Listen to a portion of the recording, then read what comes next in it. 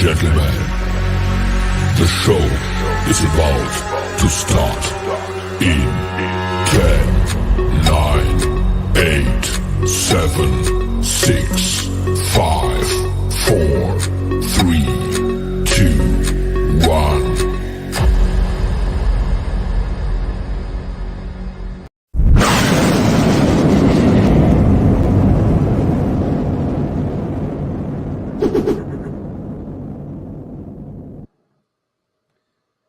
Good evening, everybody. Welcome to another Hangout here with Astropreneur. My name is Liam, for those who don't know me. Casual Hangout, other makers come in. Anybody's welcome to come join us. Come in, chat about our projects, talk about what's going on, talking about MRRF coming up this weekend. So we should all be, anybody who's going to MRRF, let's come in and chat about it.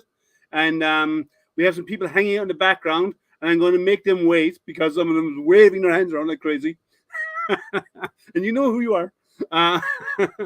And so let's see who's already on. In chat, I have only Sergio. Hey, Sergio. Nobody else has commented in chat yet. So let's bring in everybody. Jerry, how are you? Hey, what's going on, everybody? Welcome. Hey, Matt. How you doing?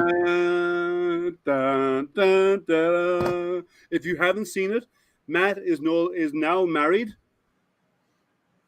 Silence. You have any welts? You have any welts on your back or your butt from the whip?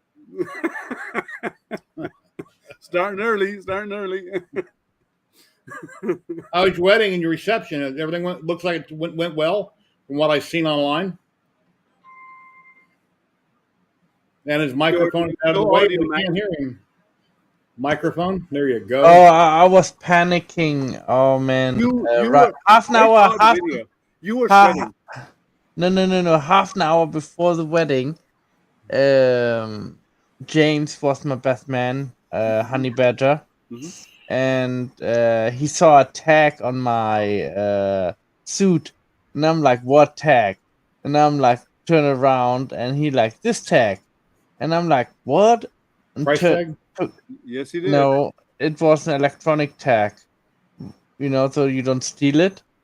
And okay. In a stolen suit is what he's saying. No. We paid for him. So we were trying to desperately he was trying to get it off, and he got it off for me. He basically took a fork and a spoon and took it off. Yeah, two of them together, and you pry them apart. Yeah. You can do it with a high-end magnet too. So if anyone wants to come in and join the conversation and give Matt a hard time, congratulate Matt. You're welcome to do so. No, he saved my... You stole his jacket. See, even Louise even says it. You stole your jacket. No. And now it's on video, so when the police come knocking at your door, this is now evidence. This is not true. Sorry, can't resist. Way too low-hanging fruit. Can't miss it. So it looked like it was a good day. Other than you, going by the video, watching it live, it looked like you probably needed about 4 showers throughout the day. You were perspiring so much.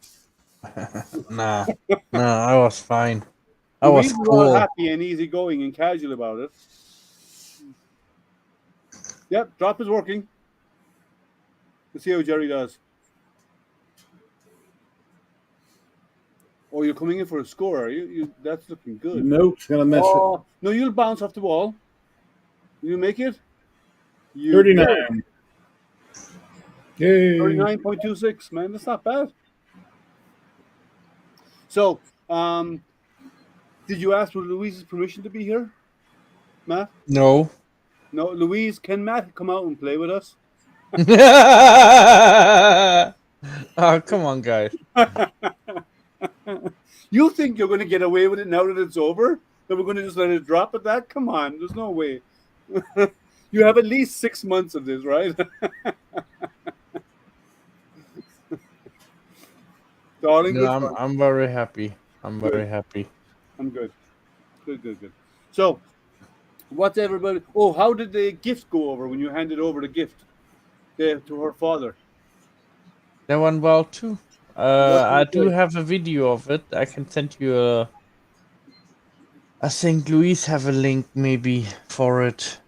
What's that trash can behind you with the slit in it? That's a post box. Okay. That's where people put envelopes inside for the wedding. Okay. So. Is that 3D printed or what? No. Part Nice. of it A bit of is sono tube and the cap on it. just this little thing 3D printed. Oh, okay. Yeah, it's common in UK and Ireland and so on. When people get married, people give cards. Sometimes they have gifts in them, like money or whatever like that, or whatever. And I've never seen a mailbox where people put in, but people normally do gifts stuff like that, and so that's kind of common. Well, my last 2 days. Sorry, he's not allowed to play. It's past his bedtime. Oh. All right. See ya. Good night. Hey, Tom, you want to come in and join us? And here's the link. If you want to come join, the link is there. You are welcome. So, it sounded like, from what I saw in the video, it looked like a beautiful ceremony, right? I like the way the pastor stepped in for the music. That was nice. And it was a good overall. It looked like it was a fun event. You should have had video. You didn't have video in the after. I didn't see any video in the after. There's some video on but I don't think you guys can see it because it's private. Oh well, no, you can't. Well, if it's private, you'll have to share it to us individually. Yeah, I have to do this. We're still taking care of dinner. Okay, I was hoping that Luis is taking care of it right now. Send you, maybe you can show it then. Well, whenever, no worries. We'll show it later if we have time. I see on Twitch there's a new line right below your video. It says "Give Astroprinter feedback." You click it, you pick 5 different options on what you think of Astroprinter, and then hit send. Well, that's because I went through I went and I got it certified. I went and got it the name Astroprinter approved as a business account on Twitter. Skill, dedication, humor, responsive, or reliability. Yeah. And I couldn't decide on what to pick, so I didn't. I was going to put humor. So skill, I'm not sure about. Hey, Marcus, how are you? If you want to come in, here's a link. My last 2 days have been terrible. Yeah. Tell us about it, Jerry. Well, my Hypercube for 3 or 4 years now, whenever it was I built it, whenever it'd go to probe the very back of the bed, it would slam the frame, no big deal, and then it would probe. And I just left it that way. I wanted to fix it. So I found a profile on one of my other computers in the garage when I built it that I thought was the correct one. I went into VS Code. I changed what I thought was the right setting by 5, no big deal. And then when I went to put it on the SD card, the firmware.cure was still on there. So like a dummy, I deleted the old one. Shouldn't have done that. I should have put it on my hard drive. So once the new one didn't work and my screen wouldn't come up, I couldn't revert back to the one I deleted. So I found a program online, and I went in and found a whole bunch of stuff on the card I deleted over the past. It numbered it and changed the first letter, so I couldn't see it, obviously, when they delete something. I restored all of them on my hard drive. I tried 3 or 4 of them, one at a time, put it in the printer, booted it. It wouldn't come up. My screen wouldn't light up. Don't know what the problem is. So I kind of screwed it. So I'm thinking, wow, I wanted to put Clipper on the machine, so now it's the perfect time to do it. You know, you got Octo Clipper, you got Mainsail, and you got Fluid. I'll probably go with Octo Clipper since I already have Octoprint and all my Pis. I'm very familiar with it. And you can time lapse. If I go with Mainsail, I won't be able to time lapse, yet I can monitor it. So, but I have to update the Pis. They've got a earlier version of Python on it. I can't update them, so I've got to figure out how to go through and reflash them and update them. Yeah, that's easy enough. You can download the build directly from the Pi project. And then this morning I figured, okay, this has sat for about 1.5 years, 2 years. Let me go ahead and glue it all together and put together my 1977 USS Enterprise. Well, when I put the 2 braces in that go to the engines, I put them in upside down and backwards, and I glued them. So I couldn't remove them. So I wound up cutting them off, and then I was just going to flip them over. And anyway, I screwed up twice. So I spent over 4 hours digging out those two holes right there, and on each engine, that hole where I had PLA. I'm reprinting them right now behind me in the CR10 Max. And it's like I say, it took me over 4 hours to get it dug out. I tried nail polish remover. I tried WD-40. Nothing would soften up that 2P10 glue with the spray activator. So that's how my days went for the last 2 days. Acetone would, but it would also melt. It might also melt the material a little bit. Yeah, it'd have to get down in there and loosen it so I could wiggle and pull it out. From the after party, Luis, when we had our first dance or something like this, send it to Liam directly over Facebook. Yeah, share it to me. Did the best man dance with you also? No. Oh, okay. Best man dances with Louise. Actually, he didn't do that. Well, the way things are nowadays, you never know. Traditionally, it's the bride and groom, and then the bride's father, right? So, like the bride's father would dance with or it would be one of your family would dance, right? I don't know what family members you had there, Matt. The most senior of you would dance, and if not, it'd be the best man, and then your family members would switch, right? Your family would dance with hers. None of my family member turned up. Okay. It's hard right now, right, for anyone to travel and stuff right now. So. Yeah, I mean the German ones, my German family, what is still in Germany, they can't come because they have businesses and one got an operation and all valid reasons. Yeah, it's all valid reasons, but just some other personal thing what I didn't like happen, and you can this person should have showed up. Yeah, I know. You can't choose your family. Yeah, so I know. So, anything else happening? What else are you working on, guys? Other than Jerry hacking away trying to get his printer working and that Starship. What are you working on, Matt? Nothing right now. Well, I have to do a video about how to make a lithophane for Focus. I'm doing that. Well, do one in general, and do one a general one so you can then put on YouTube for everybody. Hey, Chris, how are you? You mean without Luban? Yeah. No, do one with Luban. I have that one already.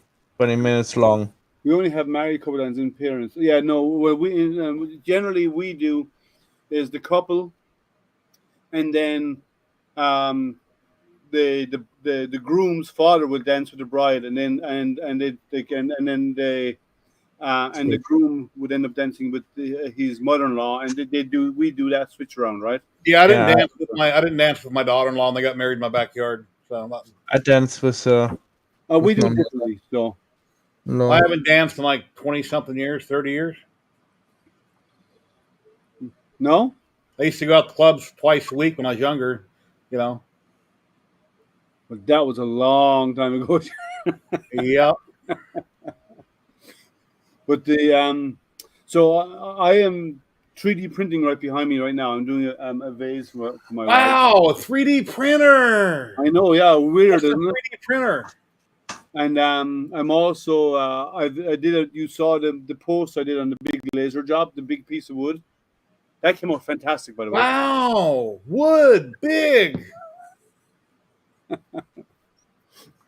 Where's that kick button again? Quick. And I have the other one to do on the table. I have to do the memorial engraving. I might try and kick that off tomorrow. That's probably going to be about, I'm guessing about an 8-hour engraving, 7 or 8 hours. But then these are all big ones. Now the big large one that I did, the big Indian emblem that I did. How big is it? It takes over the full capacity of the Z1. I knew you were going to go there. I just knew you were going to go sounds there. Are screwed up, so I'm still turning my mic towards my speakers. I think Jerry needs to say he's on something anyway. I posted in a couple groups yesterday. I ordered some nozzles from Amazon. I can't find my .8 nozzles, so I ordered a set of various ones. They'll be coming sometime today, and one's going on the Hypercube on my Volcano hot end. I was asking for recommendations on what all I need to change, other than up in the temperature. So one guy sent me on the Ziltech site, sent me some links to some information. But I asked Loyal Moses, since he uses a .8 on his I forget the name of the printer offhand, but I'm of missing. course, every machine would be different, but knowing which settings I'll have to change will narrow things down for me. Generally, it's the nozzle diameter, the retractions. You may, if you're using linear advance, you will have to recalibrate your linear advance. No, I'm not using that yet. Okay, so have you ever used a .8 nozzle? I have a lot, and it's generally What machine do you have it on? I've done it on my Ender 5 Plus. I've done a .8 on my Soval SVO1. I had it on an old Ender, but I know it's CR10, but I don't have that machine anymore. Okay. But it's retraction, temperature, and slow down the print. So if I print at 60 millimeters a second. Well, not necessarily, right? If you're doing PLA, you don't have to slow down the print. What you can do is you can tweak your temperature settings to print hotter, so you push more material. Now, if you're putting on a Volcano, you do not need to tweak the temperature at all, because on a Volcano, you've got a larger melt area. And because you got more area to melt more material, you don't have to slow your print down, because you can push out that much material, right? On a normal CR10, like the MKA style hot end, on those you can either up the temperature or slow your print down. But you have to find the right balance for your machine. But retractions, I would say do a retraction test to get the right retractions for that nozzle, because the filament is viscous, right? It's that's where you kick out like 200 millimeters and you measure it and you mark it. No. Your retraction is where when you print and it stops and it pulls the material back before it moves to the next place and extrudes again, you need to tweak your retraction speeds maybe, and your retraction settings probably, like how much you retract. Because the material is gloopy, right? It's viscous, right? And on the 0.4, it's harder for it to leak out because the nozzle, the opening is so small. But a 0.8 nozzle and it's being too stringy, Chris, I'd say heat. You probably got it too hot. It could be retractions too. It could be retractions. Like I had, even on a 0.4 over here, I've printed on it, and I got the material was some materials are more stringy than others, right? White PLA is probably the worst culprit for being stringy. Like that, like in all the PLA colors, white is probably the worst. 200, wow, that's pretty cold. I had to up my retractions on that material, because of the brand, from normally from a 0.4, because it's a direct drive, to a 1.4 retraction. So I print all PLA at 210, and then like 235, 240 on PETG. You might find the 210 a bit hot on a 0.8. It might be too gloopy when it prints out. It might ooze an awful lot, and that's when you're going to run into problems. So see if you can print at 200, and if you can, then do a retraction testing. So do a temp tower. If you're kicking out a lot more filament, you got to up your temperature because it's feeding so fast. So if I print fine at 210, I go to a bigger nozzle. Only if you're on an MK8. If you're on a Volcano, you don't. Because a Volcano has a larger, because it's all about how much you can melt in that small heater block, right? And that will dictate how much you can push. So I was going to put it up on MakerDeck when I was going to start the helmet, but since I killed the printer, I can't put it on MakerDeck, so let me get the printer fixed. Yeah, but it's all about how much material you can print in the heat block. So, and I don't want to do a 0.4 nozzle on MakerDeck because I don't want the helmet to take a week, because it will. Yeah, It will. Well, it'll take 4 days. Yeah. I've done a lot of helmets, and helmets and heads, and I've always done a .4 nozzle, and they take like a week, 7, 8 days, whatever. It Yeah, depends. they can.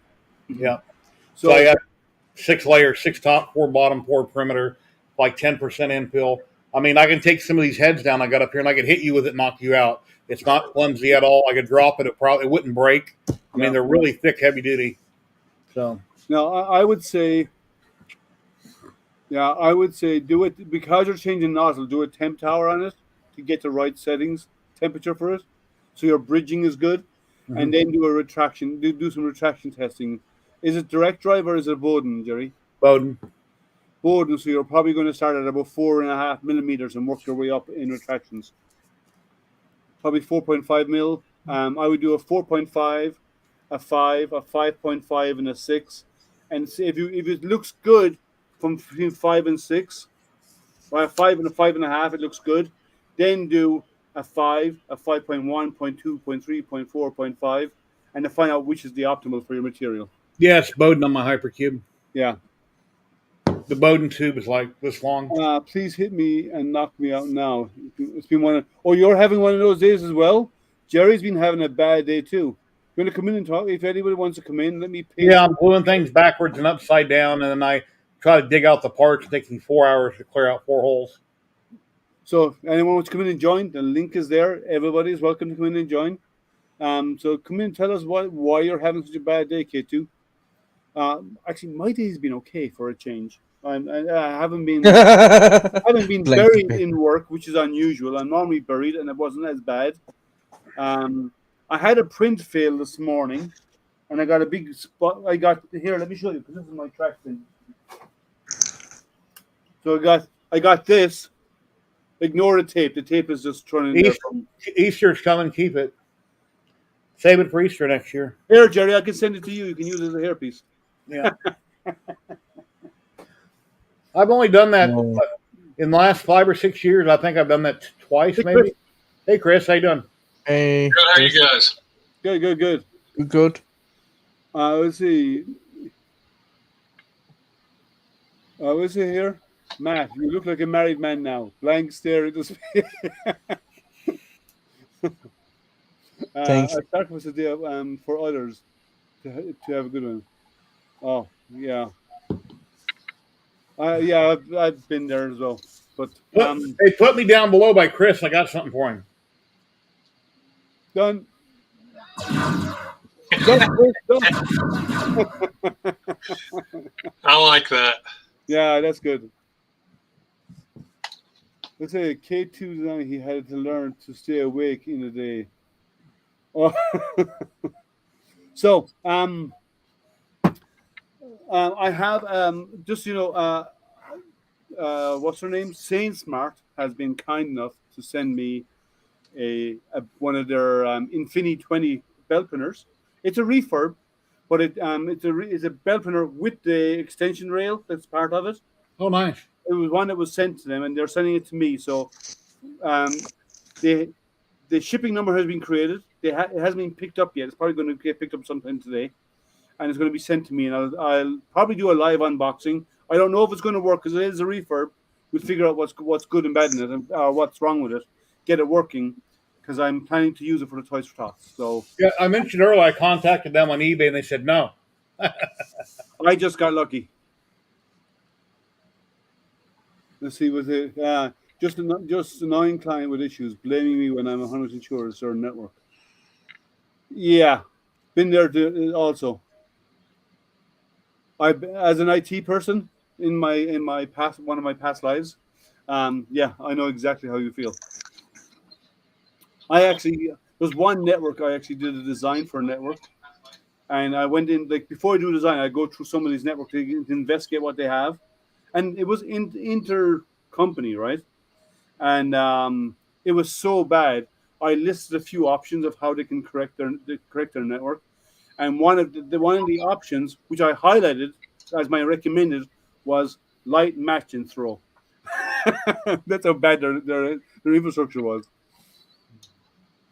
So, yes, Terry? Yeah, I done a quick video this morning. Some of you guys might have already watched it. I was watching Tom Sandlander last night. I didn't mention him in my video this morning, but he had some problems with the new Anycubic printer that came out, and a few things that he did. It's like, you know what? When I wake up, I'm doing a video about this, which I did and threw it up. And then right when I'm taping, my wife calls me on my cell phone in here where I'm sitting, and I'm in that room right there taping. And so, you know, she didn't know I was taping, so I had to redo part of it. I had to restart it. But anyway. Yeah, I think way more, too many of those. I think you could tell at one point, Jerry, you go to say something, and then it stops, and then you're on something else. Okay, yeah, that's right. Well, there's something else that happened, and I cut it. Oh, my camera shut off on me on my DSLR. Oh, when I was wrapping up, I looked back and it's like, wow, it stopped. So I went in here to my computer, I downloaded it to see where I was at, and I roughly cut it. But I'm holding paper towels, and then I'm not. My next sentence, and yeah, I had cut it right there. I didn't try to get it perfect. Okay, guys, look what came in this week. Wow. Stickers. When you get a new batch of them, I want one. No, this is my new batch of them. Well, I mean, you're taking those to Murph, though, right? I'm going to take some of them to Murph. I'm not going to use them all there because the people who come in and hang out with me on here, your priority, guys. So I'm going to hold some. I'm going to send some to you guys first. So there is a batch of them that are going to be kept for that, and I'll take whatever else is to Murph and I'll have them out. So if you haven't got one, and if you'd like one, message me. Send me. Give them to people at Murph that will appreciate it, not just your random persons like, yes. Oh, sticker, and then they're gone in 5 minutes. So, yep, send them on to me, and I will send me your information on Whisper, and I will get it out to you. I also got a handful of these, but I didn't get many, so I'm going to actually hold on to these for myself. It says, warning, do not touch. The risk of serious 3D printer, risk of serious injury. Right. Warning, do not touch. Astro printer is here. Well, I actually Astro printer is here. I actually put one of these on my shelf back here. You can see it right there. Stuck right on the side here. I got one of these already up on my printers. So, but yeah, I'm going to be bringing those. Anybody here going to Murph? Anybody in chat going to Murph? Nope, I'll be streaming, and hopefully people will drop in while they're there on the stream and say, hey. I might drop in while I'm there. As long as I get phone signal, good enough phone signal, I might actually do live from there and join you for a small one. Matt Farmer did last year. He streamed live from there, and his video was perfect. It wasn't going through their network. He's going through his phone. Yeah, so that's what I'm going to do. And I'm going to just stream on my phone. Yes, Marcus, I will see you there. Hey, Sebastian, how are you? Well, Marcus, I'll see you on camera somewhere. I watch all the videos. So anyway, yeah. Well, I will go. I will go around to the guys, and I'll have some video. I'll join your stream, Jerry. If anybody goes to Murph and you're on camera being filmed, give 3DHP a shout out. I'd appreciate it. Will do. Because I'll see it at some point. But I will probably join your stream for a small while because on my cell phone, and we can do a show and tell. Apparently, it's going to be bigger than it has been for the last few years because it's been kind of curtailed for the last few years. And this year, actually, a lot of people are going. So take an RV, $500 in gas. What? Who said that? Katie's thinking about getting away for a week, taking an RV. Yeah, good luck filling that up. Yeah, it cost you $1,000 just to fill the tank. So yeah, it'd be fun. My plan is to drive down Sunday morning or Saturday morning early. So I'm probably going to leave home at about 4 a.m., 4:30 in the morning. I'm going to leave home, and just as the day starting to break, and I'll get there by around 9 o'clock in the morning, and then leave at 5, and I'll be home by 9, 10 o'clock at night. It's about a 3.5 hour drive, depending on traffic and construction, and it is. Papa Bear, what's going on? Hey, Papa Bear. Hey, Papa Bear. Papa Bear, if you want to. Here's a link. Anybody, this link is open for anybody to come join us. So yeah, I'll be going as I said, I'll be leaving early Saturday morning. I'll get up really early, which is normal for me anyway. Not 4 a.m. 5 is my normal wake up time. And I'll probably leave about 4:30, leave home, head down there, about 3.5, 4 hour drive. And then I'll be there for almost all day, I'd say. I'll be there till about 5 o'clock in the evening. They will go on until late at night. They often do. But I won't. I'll stay till about 5 or so, or 6, and then I'll head back home again. One of my buddies who lives about 30 miles from me, I think he's driving his own car. He's also going as well. Well, hopefully everybody has good weather and it's not raining and the floor is not wet and a lot of people are there and everything goes well. Floor is wet is problematic for John, right? Because last year, John. No, last year they could have electrocuted everybody. The floor was so wet. Yeah, and John actually slipped and fell. And his crutches went from underneath him. So hopefully it won't be as 87? bad. Okay. It's going to be 87. 87, I'm good with. I like the heat. I like it being hot. Anything for me, anything below 70 degrees is cold. I often wear a fleece jacket in the house, even in summer because it's cold, right? I prefer hot. Now, I will do one thing. I'm probably going to bring a solar telescope, a small PST telescope with me. So if anybody's interested, if the skies are going to be clear and sunny, I might bring it with on an ordinary camera tripod, set it up, and you can actually see solar prominences and so on the sun, if there's any there. And there should be, because the sun is pretty active right now. So I may bring a solar. I'm planning to bring my small solar telescope with me, so people can actually have a look at it and see the sun. It's designed for the sun. It is safe. It only allows this scope and telescope is what's called a PST, a personal solar telescope, and it's designed to allow only in. Take care, Louise. Have a good night. Oh, good night, Louise. It only allows in the light of excited hydrogen gas, the hydrogen alpha wavelength of light, baby, into the scope. So it's super safe to look at it in the sun, but you can actually see activity on the sun with the scope. So I will bring it. I will have that in the car with me in the truck, for sure. It's actually in the truck right now. I'll just have to take this camera and this tripod that I'm using right now. That'll be loaded into the truck for that. And I will bring my camera. I don't know, my video camera. I'll do a bit of video there while I'm there as well. So if anyone was interested in looking at having a look at the sun while we're there, I will bring my PSC. I won't bring my nighttime scope because I'm only going to be there during the day. I won't be there overnight. And it's almost a new moon, so there's no moon to see really. So, but I'm not bringing any telescope or any printers with me this time because I'm not setting up a table. I was tempted to bring a printer with me, but I said, why bother? Everybody else will have printers there. You never know. Somebody might give you a printer while you're there. I doubt it. Maybe, but I doubt it. None of the printer companies are going to be there. The only printer company that I know of that's going to be there is Lulzbot.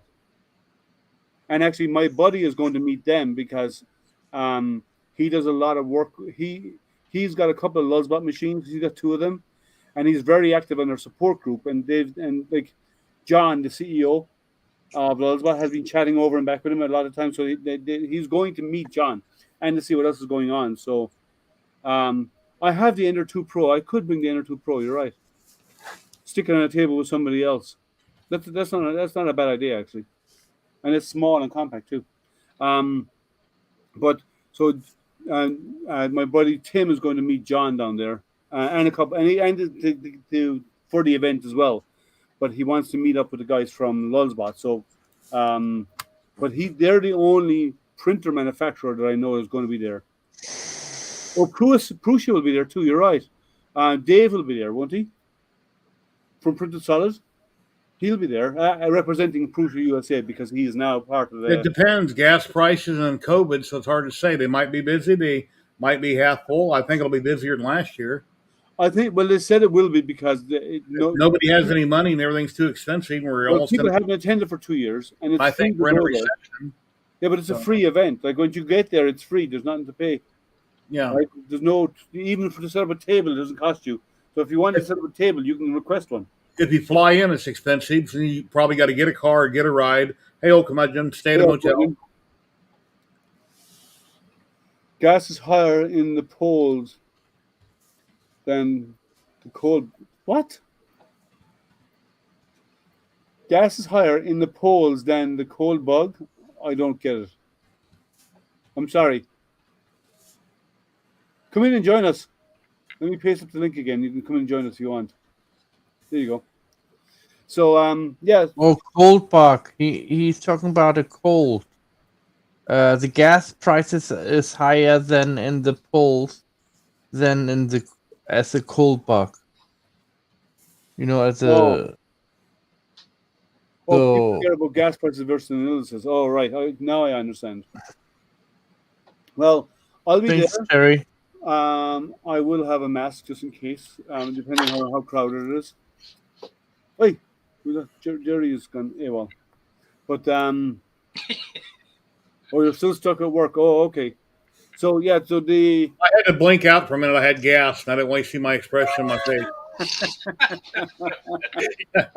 so he could have muted his mic, but he turned off the camera because he didn't want us to see the big green plume around him. Yeah, that's it. or his facial expressions, like Oh yeah, when he's that's really. I know we don't do politics, but that's really funny on TV. They said, "Well, we're thinking about suspending the gas tax. You're going to save 8 cents a gallon. Whoop-de-doo. Keep the money. Put it on infrastructure. 8 cents is nothing. Yeah. If you can't lower it a lot, no one in America cares about 8 cents a gallon to save. If that money goes toward infrastructure and building bridges, roads, all that, just leave it there. Anyway, that's my rant. I need to smile. Well, come in and hang out with us, if you're available. Oh, that's even better. I got a fan blowing on, but it ain't helping much.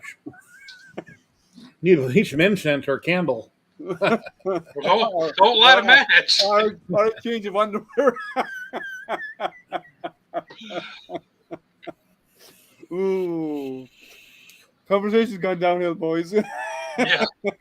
Yeah, I'm usually pretty good at making somebody laugh. I always have something to say. So Yeah. Oh, funny, haha, or funny look, one or the other. I got blood work done the other day, and I said something funny to the guy drawing my blood, and he looked at me. He was like, "You okay?"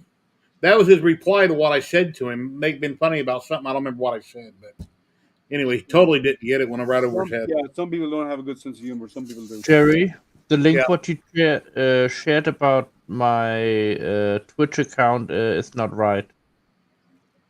Well, it has to be, because if he does a shout out to you, then it's what you. Yeah, he wrote my name wrong. It's Tactile 3D Pictures. Okay. Oh well, somebody's got a free plug. So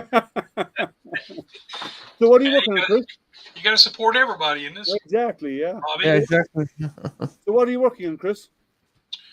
I'm just trying to get my Vendor 5 Plus to start printing with a 0.8 nozzle, and it just I've been working with the retraction settings. So what are you up to? What are your retractions right now? What is it, PLA?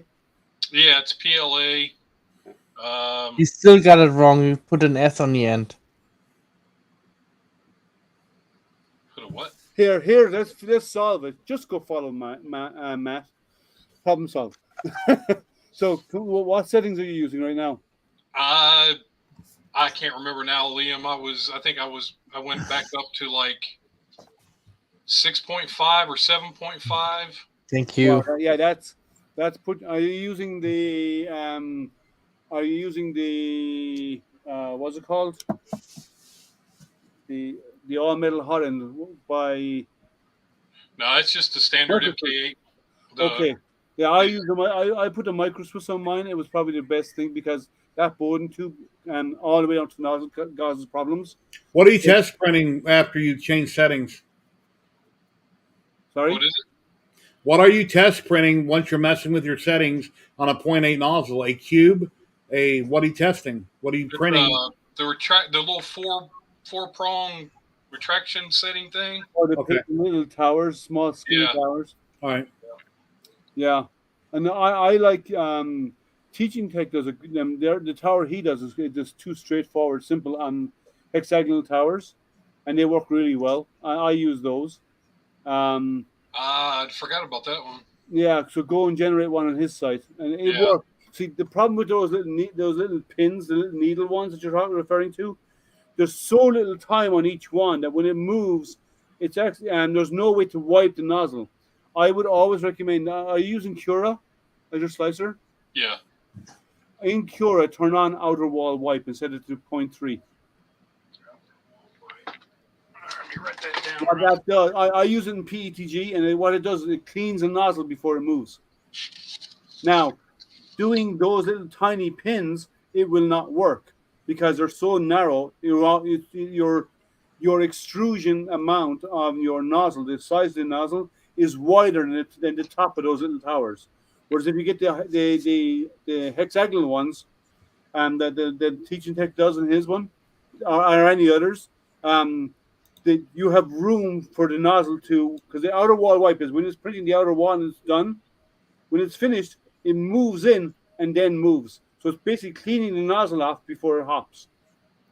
Okay. And then there's a Z hop to move, right? So if you turn on, but on the really narrow ones, they're so narrow, there's nothing there to clean the nozzle off. Yeah.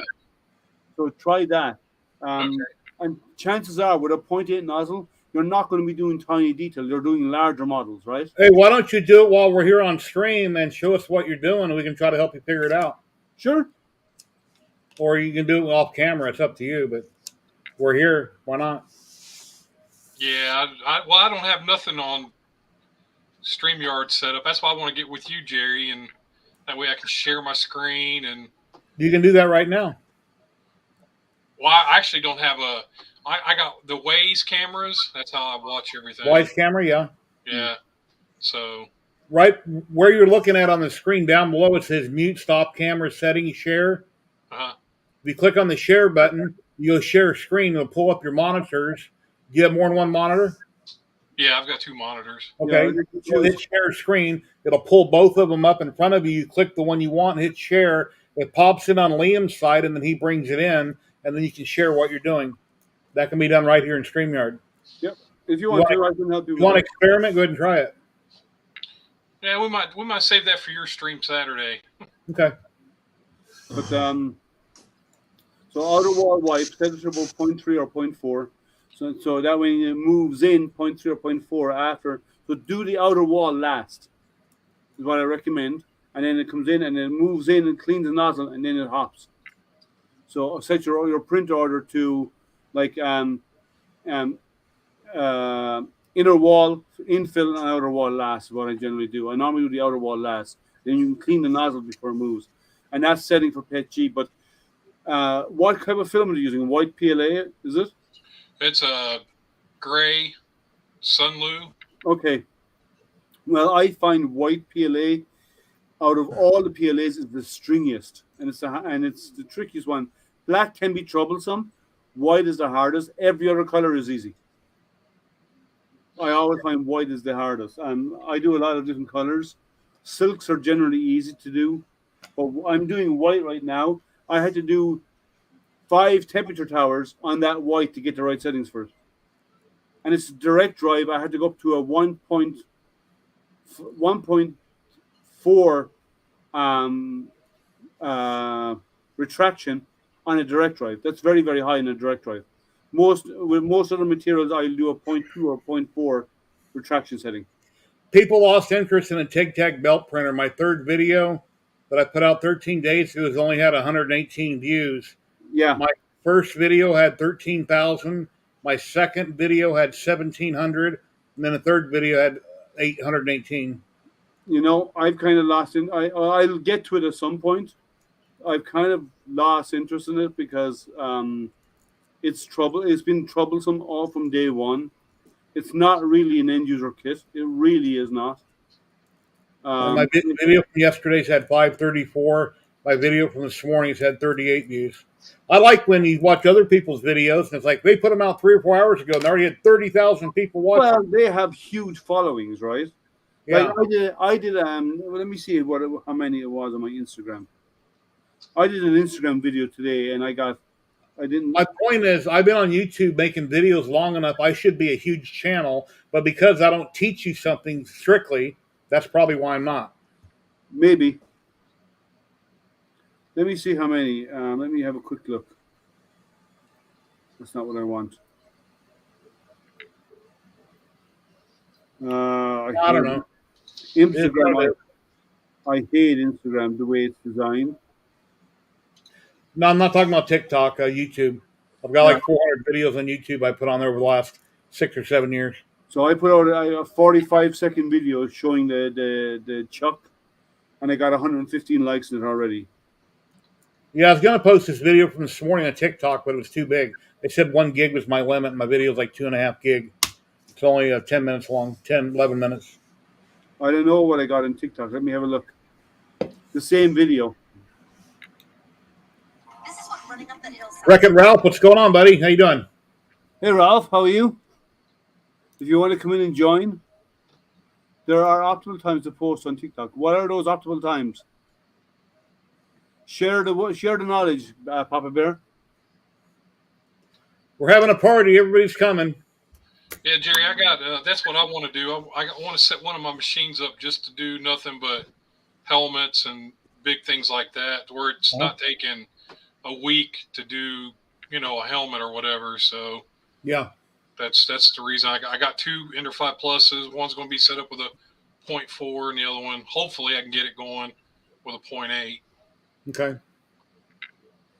Yeah. So, but just want to show. I finished the chuck, by the way. If anyone wants to see it, the chuck style. Let me go to full screen. Well, hello.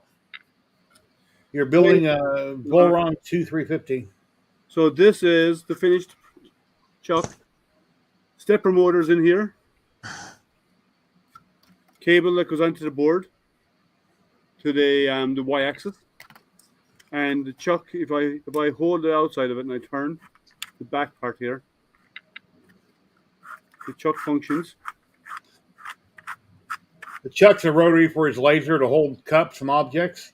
Yeah, and I can show X-Tool came out with one that's a little over $200. 300. Liam made one a lot cheaper, and then Liam posted some info on their Facebook group, and I guess a lot of people weren't too happy about his post. Yeah, so this is works. So now, what do you do, Liam? Get enough height on the laser to set over top of that, then, or That's all you have to do. Yeah, you just prop up your laser to the right height, and it's easy enough to do. Like you just get some wood blocks, and then raise your laser up onto the right height. Or I can even use the same setup in my CO2 laser. So I'll just take out the base of and in my CO2 laser, there is a metal base which I don't have permanently fixed in place. I have it set in place now, standing on the legs that is the ups ends. I actually take that out as one piece, and then I can put that in and just put a block underneath it to raise it to the right focal height. Your only other rotary is a Congro, right? I do have the Congro rotary, which is this one, and it's a nice little rotary. It works great, but it's only good for. And I know Tom is going to have saying, "I want you to see the laser that." I know Tom, but that will work great for flat objects, right? That are evenly sized front to back. But when you have unusual shape objects like this, that will work to a point. But if you put it like a tumbler on it, tumblers are normally wide in the top and narrow in the bottom, and you have to print adapters to get them to move here. Because if you don't, when they're rotating on Hey, Duff, what's going on? How you been? Hey Duff, how's life? What happens is the larger diameter area will rotate at a higher speed than the back, and that will cause it to be unstable because one is pulling the other, right? So by having the chuck holding it, now the speed is only governed by wherever you clamped it in one spot. And all you have to do in your laser software is configure up, and you do some testing of it. Obviously, you can figure up how many steps it needs to do. Chris Travis, what's going on? How you been? Hey, Chris, how's life? Good to see you. If anybody wants to come in and join, you are welcome to do so. Let me paste out the link there again, guys. But it's easy enough. I'm gonna say good night. Maybe I pop in later. I don't know yet. I have to lay down for a little bit. I'm really tired. Bedtime. Louise said he has to go to bed. Well, you're married now. You should be going to sleep. And your wife goes to sleep. Keep her warm. Jerry, the apprentices shoot that alien. Go for it, man. Bye. See you, everybody. Good night. Right, man. Things are good. Just pesky work thing. I know, yeah, that pesky work thing is in the way for everybody. But without it, we wouldn't have our roof overhead, our food on our table. So yeah, so it works. The one thing I want to do is Congratulations. Chris Travis is going to retire on Friday. Oh wow! Congratulations, sir. So what are you going to do now? Now that you're retiring, then off to Murph. I will see you at Murph on Saturday. I have stickers. Hey, Britt, what's going on? Britt, you're going to be on. You're going to be there Saturday also, aren't you? You're going down to Murph.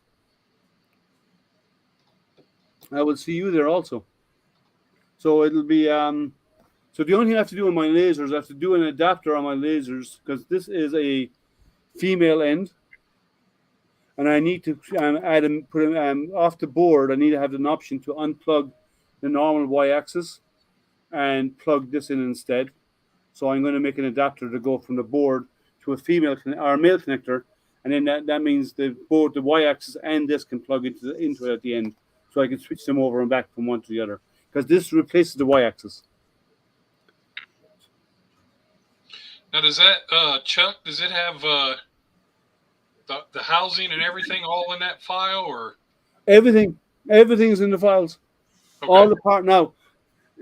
I printed you can do two of these and not do this one. I did this one because I wanted it to be bigger and heavier to hold the weight, right? The bolts that I used, they are long enough that if you use 2020 extrusion instead and set it on 2020 extrusion running on both sides, the bolts would actually go into the extrusion, and then when you bolt it down, it actually pulls this onto the extrusion and holds it in place. You can do that option. I didn't because I wanted to be able to be a lot more mobile, and there is screw holes here, so I can screw it down to a strip of board, to a piece of plywood, and hold, and that will counteract. Because if you put anything heavy here, it's going to do this to it, right? Now this is pretty heavy because there's stepper motors in here, and there's also a couple of bearings inside here. I have a couple of these bearings in there, and I also have these. I also have another set of bearings. These 608s are in here as well. One is right in behind here, where the rod protrudes out, and I have a 608 behind here. So I have two bearings on the inside, and I have the 608s on the outside. Just to make sure that the bar doesn't move or bend or wobble in any way, so it actually holds everything in line. So, and then this is actually only hammered into place right in the center. I ground down a steel rod, which I got on Amazon. It's in a bag there. That was a Thingiverse file, right? Sorry? That was off Thingiverse? Yep. And it worked great. And you just need to learn, you just need to figure out the diameter.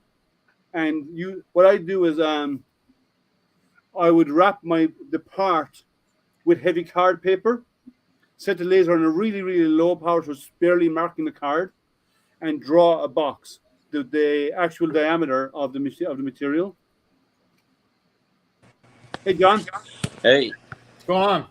So working on my printer. Had a really bad clog in it earlier, so that happens. yeah. I showed you. Did you see One mine? second, I'm gonna go grab some headphones so I can hear you guys better. I didn't have a clog. I had hair. I had a passive surprise this morning. Oh no! It happens. At least it didn't gum up and wrap around and get stuck to my hot end, right? Because I had the stocks over them, so it just was a big pile of extruded material in a ball on the table. So that's okay. If I'm gonna have one, I'd rather have that than it all wrapped around my hot end. Exactly, yeah. So yeah, then you got to heat it yeah, up and hope you can pull off all the gum. Oh, I got it all pulled off. If I can find the big chunk, I'll show you. It was really bad. Well, it happens, right? That's part of 3D printing. But do you have the socks over the hot end? The silicone socks? Yeah. Okay. They often save you a lot of those problems because it won't stick to the silicone very well. So you end up oozing out rather than wrapping around the hot end. Right. But So these are talking about the retraction towers. These are the ones that I like to use. Yeah, I'm gonna look them up and use them. Yeah, I think I went through about, look, see, more of them. To get the settings right for that material.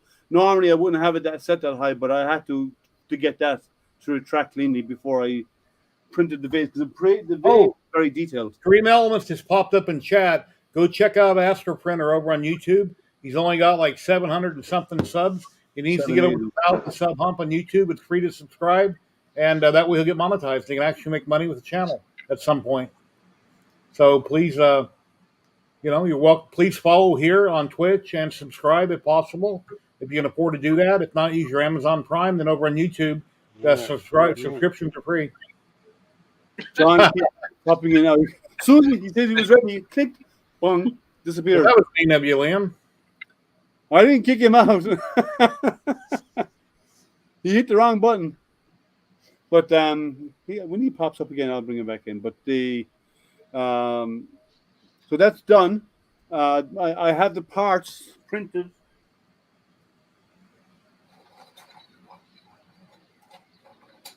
Hello, Sebastian.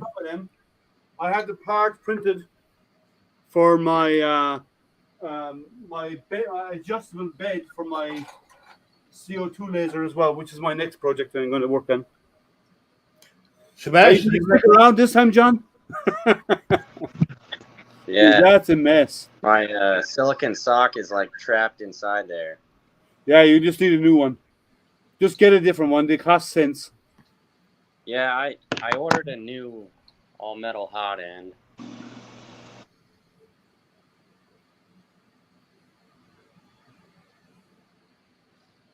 You're better off just to buy them. They cost. Throw it in the microwave, but I didn't tell you to do that.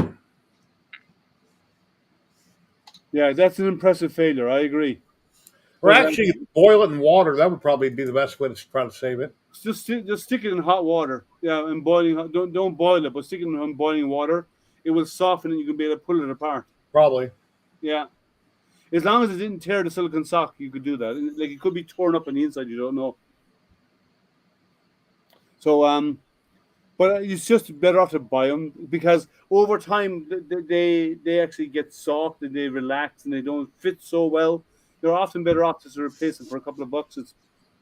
It's worth it to buy them, And if you only have one printer, if you buy 4 or 5 of them, they'll probably last you 8 or 10 years. Yeah, I agree. Just toss in the trash and buy replacements. I agree with you, Papa Bear. Are you working right now, Papa Bear? If not, you can pop in. The same for you, Britt. You're welcome, or anybody else is welcome to join. You should have the link. If you don't, let me know. I can post it again. Yeah, I always buy them in groups. So, John, you're muted, by the way, John. You muted yourself. I was trying to print some clips for my buddy's van. I was trying to print like 5 of them all at once, and then I woke up, and then just big clog. Oh, you're getting ready for your stream? Okay, Britt. So I'll be of the item stock 20-watt diode. Yeah, that's but it's 20-watt input, isn't it? It's not a 20-watt output. You can't get 20-watt output in a diode. The highest you can get in a diode is 14.5, 15 watts. I don't think you can put. I haven't seen anybody put more than one 5-watt diode in sequence, and each diode maybe they have now. Maybe they have. I haven't seen anybody doing that. So, as I said, I don't know. I haven't seen anybody being able to do more than 2, because they have to go through a prism and be joined. 20-watt output, so they must have at least 3 diodes in there, because the highest diode output for a 450 nanometer blue diode laser is 6.5, 7 watts. My Atom Stack cantilever I have is a 5.5 watt, and it'll cut 15 millimeter plywood no problem. The only thing I don't like about it, it's a cantilever, and you got your arms in the way. You don't have a very big bed volume. It has 4. Wow, I'd love to see how they. It must be a bulky head to a light. The laser head must be bulky on that, because if it's like to do 20-watt output and to get them all to join into one single beam, that must be a pretty big bulky head to be able to line them right. I imagine. Or they're using a series of mirrors in there to redirect the light down before they focus it. Yeah, it's a big beefy head. I would imagine, yeah, because a normal laser head, you don't have that much room in many of these. I have one here. I have one over here.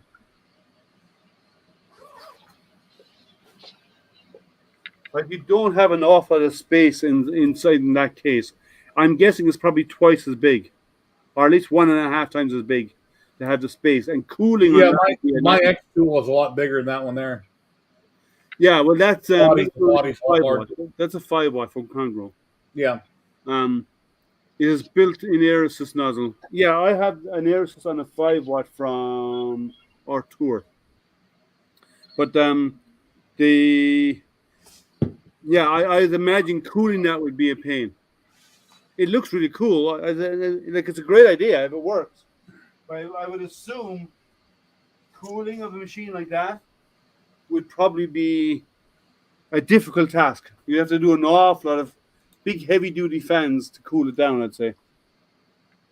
It wouldn't be a normal like the 3010s or whatever that we have on those. I would say it's probably a more high flow. Hey, Mika, Steve, how are Hey, you? what's going on? How you doing? How is life? If you want to come in and join us, you're welcome to. You're by the muted, way, John. John, what's happening with your CNC? We can't hear you. Hold up a You're sign. muted again, John. Oh, okay. Sorry. There you I had it muted. So what's happening with your CNC? My what? Your CNC. Oh, my CNC? Yeah. I'm gonna reprint a couple more parts. I Okay. want to reprint the what do you call it? The The collar mount that holds Makita? the router I figured you done that a month out or of two ago. PEG. Yeah, well, you redesigned that, didn't you?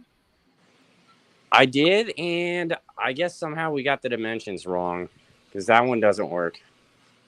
But your name is John the Machinist. You need to rechange your name to John the Noob.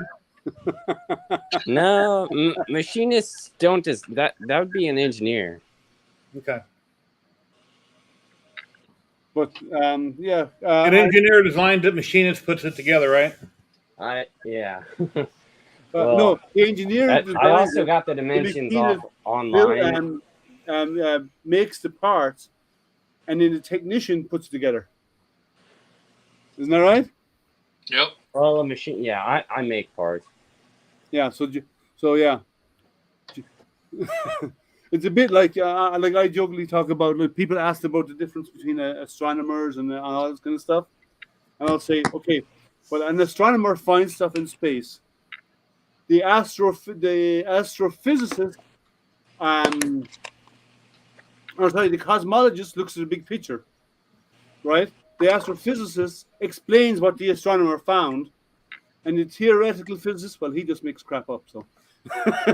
Last Saturday, my live stream, when there was a disagreement between two people, if Yeah. you remember, I let it go on too long. I was hoping it'd resolve itself so I wouldn't have to interrupt. In the future, I'm just going to say something because, everybody has their opinion, how they do something or whatever. So just let it go with that. Don't argue about it. It was getting heated and, Oh, wait, now you're wrong there, Jerry. But I was hoping it'd work itself out and it took a while. You're wrong about one thing there. What? Not everybody has their own opinion. Matt's not allowed to. He's married.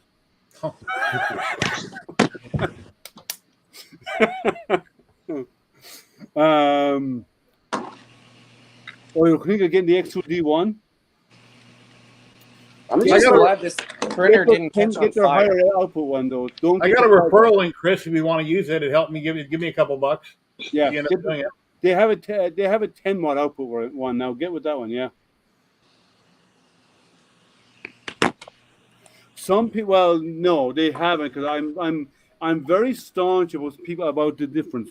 The difference between astrology and astronomy is one is science, the other is just make believe. And I'm very adamant about stating that. And you know what? I hate to say this, but I don't care that it offends us people who are into astrology because you know why? My star sign is dinosaur. Not because I'm old, because they don't exist. Yeah, Papa Bear. I should have stopped it before it escalated. That must have been after I left, Jerry. It was, yeah. Correct. So, Yeah. God, this is what's happening? terrible. But wasn't something said about? Wasn't someone being nasty to somebody else? Because who was it that said it? Was it Dan Brill? Dan said about someone not being nice to somebody else as well on screen. And oh, by the way, I was on the X tool.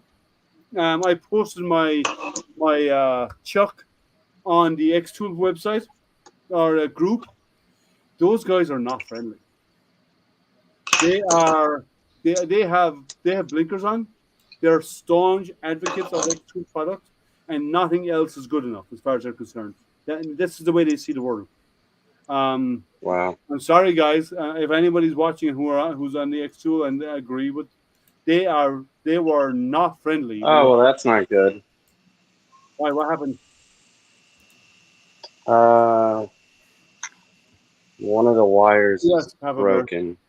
There's a referral link for X Tool if anybody wants to use it. It helped me I out. don't know which wire this is, but it's this white wire right That is here. your thermistor. Well, You need to replace it. Thermistor, ain't it? Yeah, you need to replace your thermistor. Damn it. Yeah, the thermistor wire is broken. You have to replace it the whole way. Now, some of them you can actually splice them, but you have to get a new thermistor for that. It's got a bulb on the end of it, but I usually splice them in 4 or 5 inches back, so you don't have to run the wires all the way to the board. Well, the bulb is somewhere trapped inside this filament. Yeah, well, it's no good. You can't reuse it. Yeah, They're really fragile. They break real easy, and thermistors are a common thing to go out. I prefer the you buy them in a bag. cylinder style. Yeah, you buy a bag of them for about $10. $3 or $4. They're not much. Yeah. Which X2? No, not X2. The X Tool. The X Tool group. They're not friendly. So yes, Papa, I was talking about Dan's tweet, but I didn't hear what happened. I just know that apparently someone was not nice to someone else, and I don't like that. I don't like that. I don't tolerate that kind of stuff. I think it's totally uncalled for in a community where most people are really helpful to have, excuse the term, jerks come out and not treat people with respect. It's uncalled for. I didn't see it posted on my group, or I would have commented on it. No, it was a tweet from Dan. So should I get the whole wire too? Yeah, you will get the whole. No, yeah. Well, what you do is wait and see how they come when you order them. They're about 18 inches long. They got a plug on one end. Yeah. Like I say, I just splice into the line, so you don't have to go follow it all the way back to the So motherboard. is there two of them? Because there's two of those clear. There's two white wires. wires. There's two. one on a. Yeah. Well, okay. The way a thermistor works is the bulb at the end gets warm, and that creates resistance on the Hey, wire. Tech Daddy.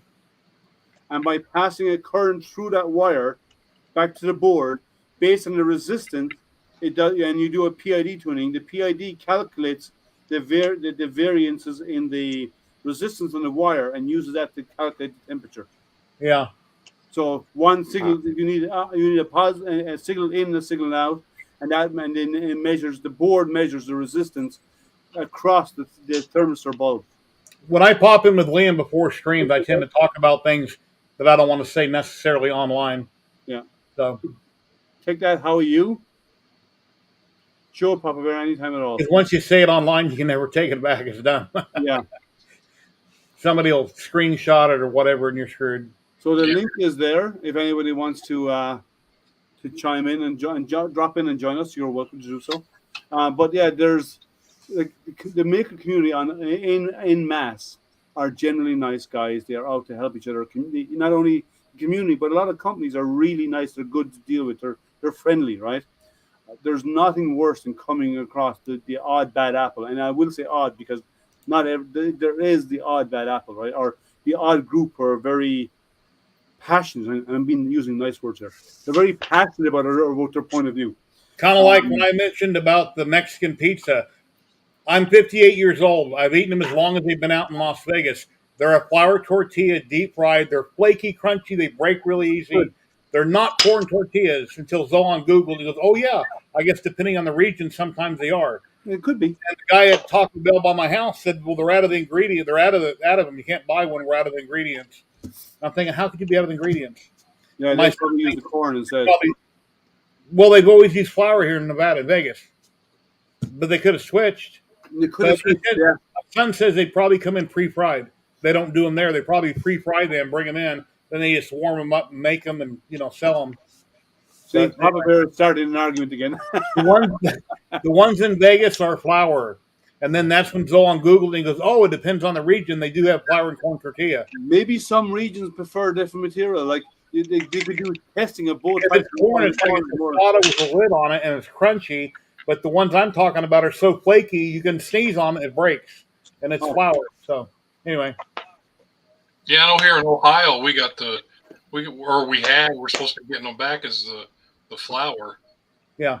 They're very, very flaky. You got to be very careful when you pick up the 4 pieces. If it's corn, it's going to be like a tostada, like a chip, which I buy those all the time too, for dipping. And they're real light, but they're not as flaky as what these are from, anyway. So, I haven't finished setting it up. Now that I got the new logo, I actually set up. I have to publish it yet, but on my, I have to link it into Twitch.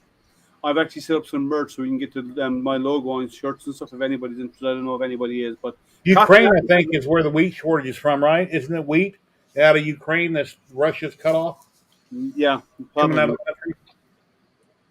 Flour in Indiana also. We got a water shortage problem here in Las Vegas. We're running pretty dry this year, actually. Even though we do get our fair amount of rain, like I have a pond in the back where I live. It has not been full all year. It's been dry. It's pretty much dry right now.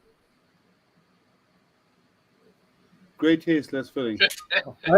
I had to go get blood work done yesterday morning, and when I left, I went by Del Taco and got a bunch of stuff. 2 of this, 2 of that, 2 of this. I don't know that. Oh, okay. So I'm going to bring my video camera with me, and I'll have my tripod. I'm going to do some recording, but I am going to bring a small solar telescope with me for MRRF. So if anybody's there and you want to have a look at the sun safely through a solar telescope, I will have one. I'll set up for a small while, so you can see prominences and sunspots and so on in the sun. And if you got a welding shield, that'll work too. They're completely black. No. Actually, no. This, first of all, this is way magnified compared to that. I'm a welder. A welding helmet, I can look at the sun all day long. Well, it's that's green, the will not hurt my eyes. The old smoked ones, yes. The new ones with the LCD, no. Apparently, the new ones with the LCDs do not block the wavelengths of light that will damage your eyes. The old ones were actually smoked glass, and they smoked the glass by actually putting smoke on the glass, and the particles of smoke blocked light. Whereas the new LCD ones do not block the UVA and UVB light and rays enough that come from the sun. Well, if you wear the wrong one and you think it's working, you're looking at the sun, you take it off and you can't see very well, you got spots, it's not working right. Well, actually, here's something else you may not know. It can take 24 hours for the damn fight. It can take 24 hours for your eyes to get damaged. You can look at something, and what happens is the back of your eye gets damaged. Jerry's talking to himself. And it can take 24 hours for the cells of the back of your eyes to actually die. Well, you're muted, Jerry. I think you got a phone call. Oh, I'm sorry. So it can take 24 hours for the cells in the back of your eyes to die. So you may go to bed and you may wake up with your eyesight on. So we generally say in astronomy, only look through the telescope with your one working eye. But yeah, so there's a lot. in astronomy, you learn a lot about how the eye works and what different things can affect it. And one of the guys in my astronomy club, he's an ophthalmologist, and he did a whole presentation to us. Hey Ben, how's life? Ben Brady, didn't you say you're not on YouTube no more? I tried to get a hold of you like a week ago, and I couldn't find you on YouTube, or excuse me, on Facebook. And I was trying to figure out how would I message you. So anyway, there's a link if anybody wants to come in. So he was telling us that he was explaining how the eye works, and he says that they're resilient cells, but they actually do take up to 24 hours for the cells in the back of your eye to die off. So you may not know that there's damage until the next day. But yeah, the old smoked glass, where it's actually smoked, do protect you. The new ones, the new activated ones, the LCD ones, they are not safe to look at the sun with. Yeah, Ben Brady, my Hypercube behind me, Hypercube Evo 445. When it's doing a bed level, when it gets to the back row, it slams and the frame hits, but it does a bed level. It prints fine. So I figured I went into firmware. I found a older version on my other computer that I think was for that. I know you helped me modify it, and a guy down in Texas helped me modify it to get my end result, and it was up and working perfectly fine. But once I modded a certain file, which is no big deal, I just changed the distance on the bed around the perimeter, and I reflashed it. My LCD from Big Tree Tech wouldn't come up. Now, no big deal, right? Take the firmware.cure that was already on there, change it back to bin, and reflash it, you're back to normal. Great, I deleted that. So once I deleted that file, just for the hell of it, I could no longer restore it to where it was. So I ran a restore program I downloaded, and I downloaded everything off the SD card way back. And all these firmware.bins, there are like 10 of them on there, with the first letter change, and at the end of it had a number 1 through like 10. And I redone like half of them, and I kept popping in the printer, turning it on. Screen wouldn't come up, printer wouldn't boot on it, so I haven't figured out which one is the right one. And then I said, well, wait a minute, I've been talking about putting Clipper on that for 6 months. Why don't I just put Clipper on it? So I need to update some pies, put Clipper on it. Anyway, to solve the problem with it slamming in the back, it's got optical sensors. I took the front sensor where it homes to the front left before it probes the middle of the bed, and I moved it further to the front, so then it comes to the front further. It'll throw my center position slightly forward, so now when it probes, it shouldn't hit the back. I should have done that first. Well, if you've only got one eye, Ben, the answer is be careful.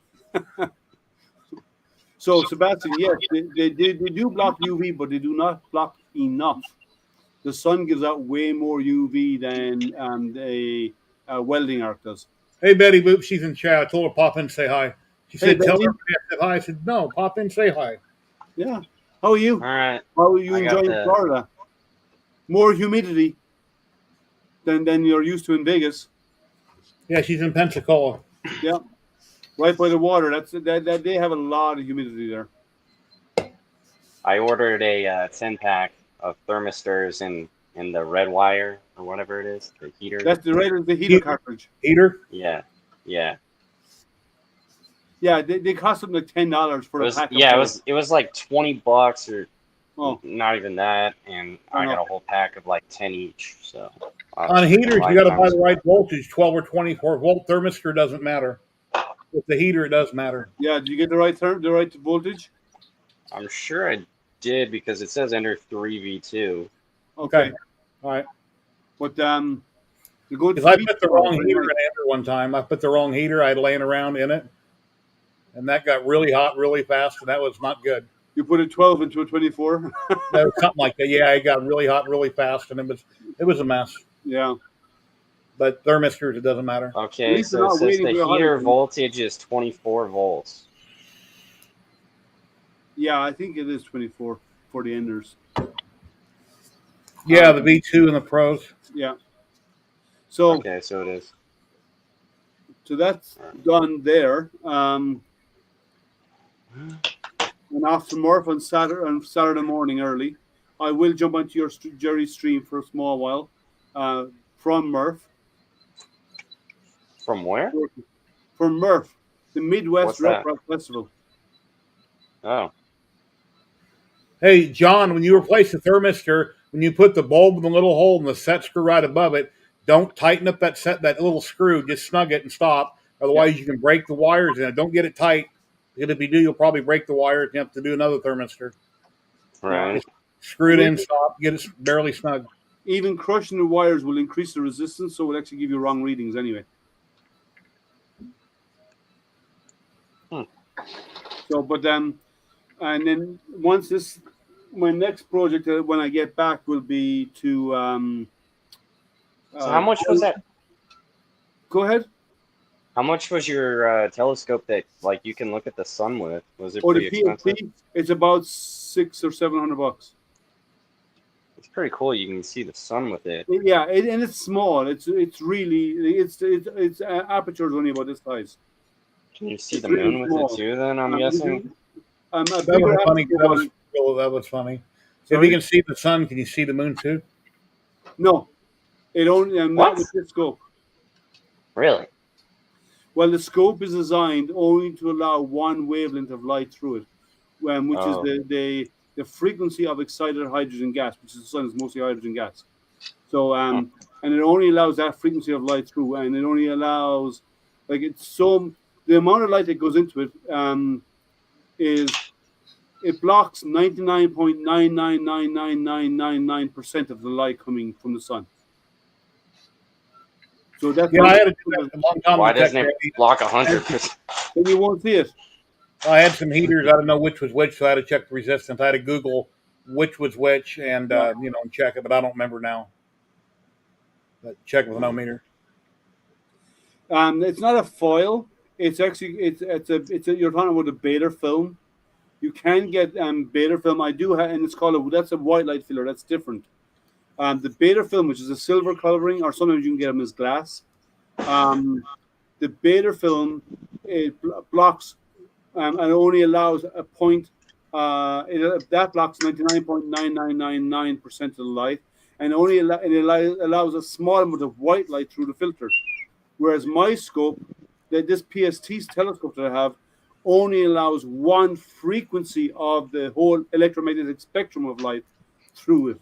So you can see sunspots, you can see solar prominences and filaments and stuff like that happening. Yeah, I'm thinking about going with Octo Clipper instead of Clipper mainsail, since I already got Octo Print on my Pies, but I need to update them. Do resin printers just have less problems because they have less like moving parts? You got a screen and the Z. That's all you have. I'm really tempted to get a resin printer because I feel like they have less problems. What do you want to print? What do you want to print with them though? I don't know. Well, you need to figure that out first. Figure out what you want to use it for, and then figure out what type of resin they make to print whatever you want to use it for. Then figure out if you need one or not. Oh, that's not live. I have to check that camera. I thought it was. Am I printing anything? Yeah, Betty Boop. This morning I was putting together my USS Enterprise, and the braces that go up to the engines, whichever way, like this, I put them in upside down. I super glued them in, all 4 spots. Anyway, I spent 4.5 hours digging out the plastic, and I'm reprinting them on the CR10 Max behind me because I've never got around to putting lights in this and doing everything I wanted to do. So I'm going to put it together. I'm going to paint it. I'm going to prime it white, hang it from the ceiling. It's like 4 foot long, almost 4 foot long. And then it's hanging. It looks like it started a ship. It's just not done. I might put some lights in it and throw some bulbs in it before I glue it up so that if I ever want to try to hook it up. But I never did find the correct parts to make it strobe properly on the engines and glow in the back. The parts were really expensive. This is 250% scale. So anyway. That's the vase I'm printing right now. Actually, this looks like a really big-ass lightsaber, don't it? It kind of does. That's what I thought it was when you first picked it up. See, here's a lightsaber I printed out of resin, then here's this. Yeah, when I get back, I'm going to print the lightsaber parts. I want to do it in resin so it's nice and clean. So once that vase is done, I have a laser job to do, which I might kick off tomorrow. Some of you have seen the big plank of wood I have to engrave it on. If you haven't, I can show you. It's for a table. Give me a moment.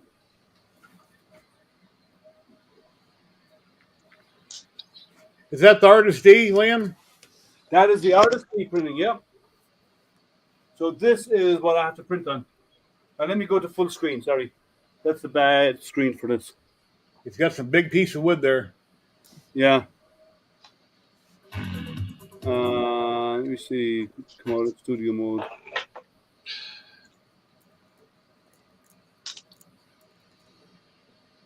So this is what I have to engrave next. Big old skateboard. Where are the trucks for it? Big old piece of maple. So I'm going to be doing that. As I said, probably tomorrow. And I also have to engrave some text on the base of this here as well, around here, on this bowl. It looks like a hat from Africa. Somebody had to do it. Come on. Hey, how's it going, Bear? Heidi ho. What's going on? I haven't seen Bear on the Hey, screen. Bear. In a long time. Do you want I to come think- in and join us? Yes, I seen him online a week or so ago, and I think his hair was pink. Yes, it was. We had a multicolored bear. Why is it not posting? Come on. Man, I'm gonna have to reprint one of my Stealth Swiss parts. That did not post for some reason. Let me try that again. There we go. Oh, you're headed to bed. Okay. But Well, I hope you're doing good, Bear. I haven't seen you in a while. yeah. Your hair is purple and blue. Okay. By the way. Yeah. All right. Multicolored bear. So I had that. I'm guessing the base of the bowl is probably 20, 30 minutes of an engraving once I get it right, properly lined up. You know, I could, since I like blue and I don't have any hair, I could do my goatee in blue. Get some food coloring out and paint it. No, here I got a better idea. Paint your whole head blue. You can join the Blue Man Group. Yeah. Yeah, just do big eyes and learn how to play some 4-inch waist pipe and you play a tune on it. And you can join the Blue Man Group. And you're already in Vegas. You don't have to relocate even. Yeah. You live on the road. No. Oh, you should do your beard blue. Or one half blue and one half red.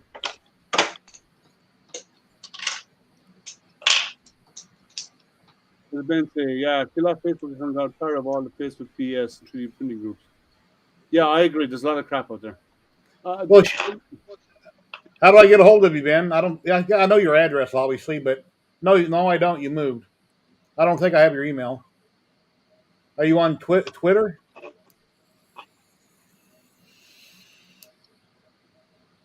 $19.30. I know you got your YouTube channel still, and you probably got Twitter, right? Are you going to Murph, Bear? Anybody else going to Murph? Should be fun. I'm not doing Wait. anything. Huh. He's on Twitter, he said. Okay. Message Jerry, email Look. Jerry to your Twitter account so we can reach you.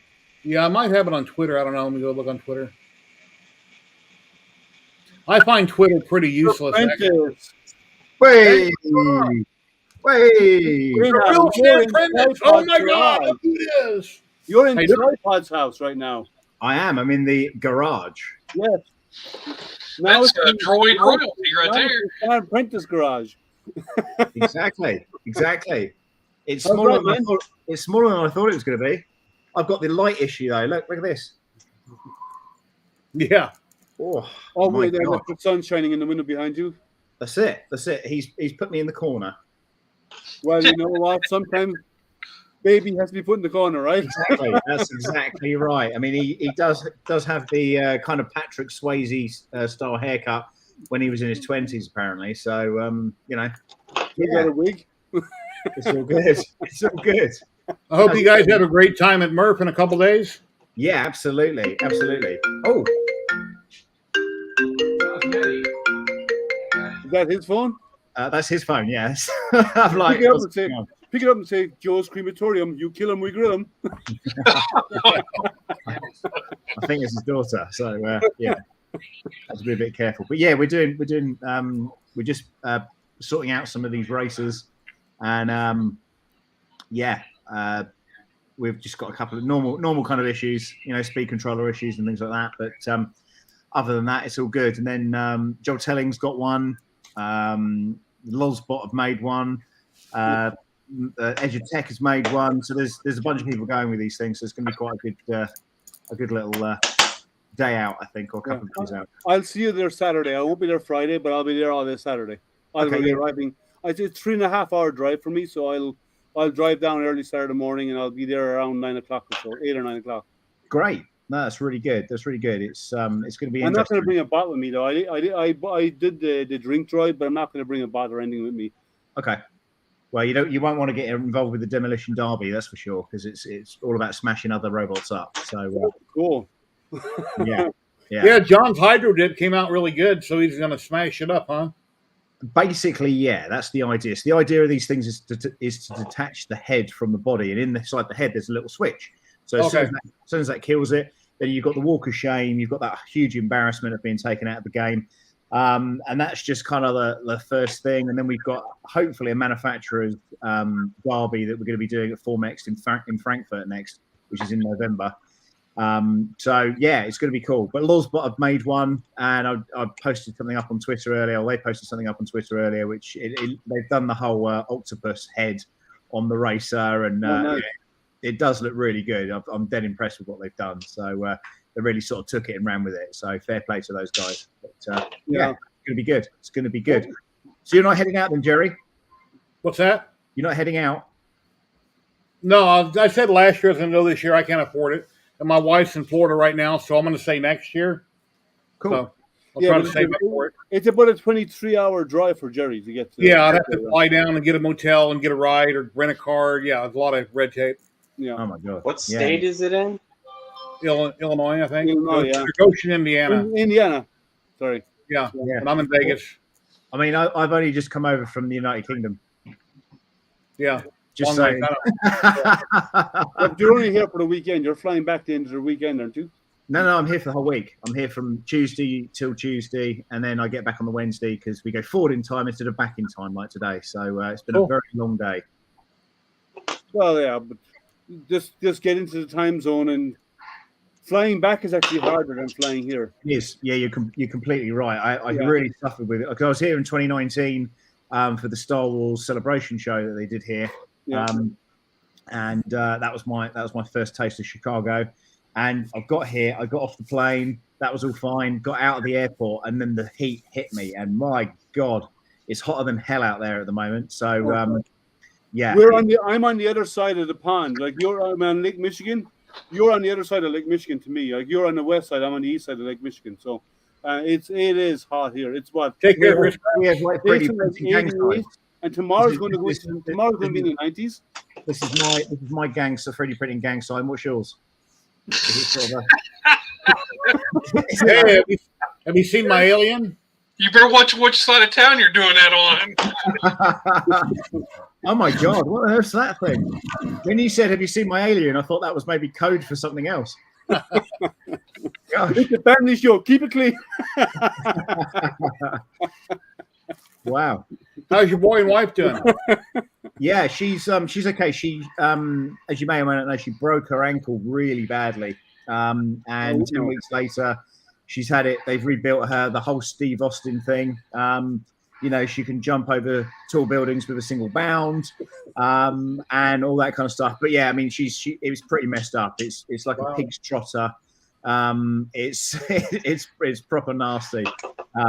Just make sure if you ever see it, she's got a sock on because it's not nice. But no, she's gone through a bit of a battle with it. She'll be in bed. She won't see this now. So it's been pretty bad. And it's been a crazy busy month as well because I was at the E3D thing, I was at PCT 360, and then now obviously out here now doing some stuff with John at the moment, and we got this thing with Joel, and it's all kinds of crazy at the moment, which is great. Cool. Yeah. Well, take lots of pictures with everybody, film as much as you can, and make some videos. Absolutely. Yep. I shall do that. But listen, I'm going to crack on here, but I just thought I'd jump in and say hello. And I'll see you Saturday, Liam.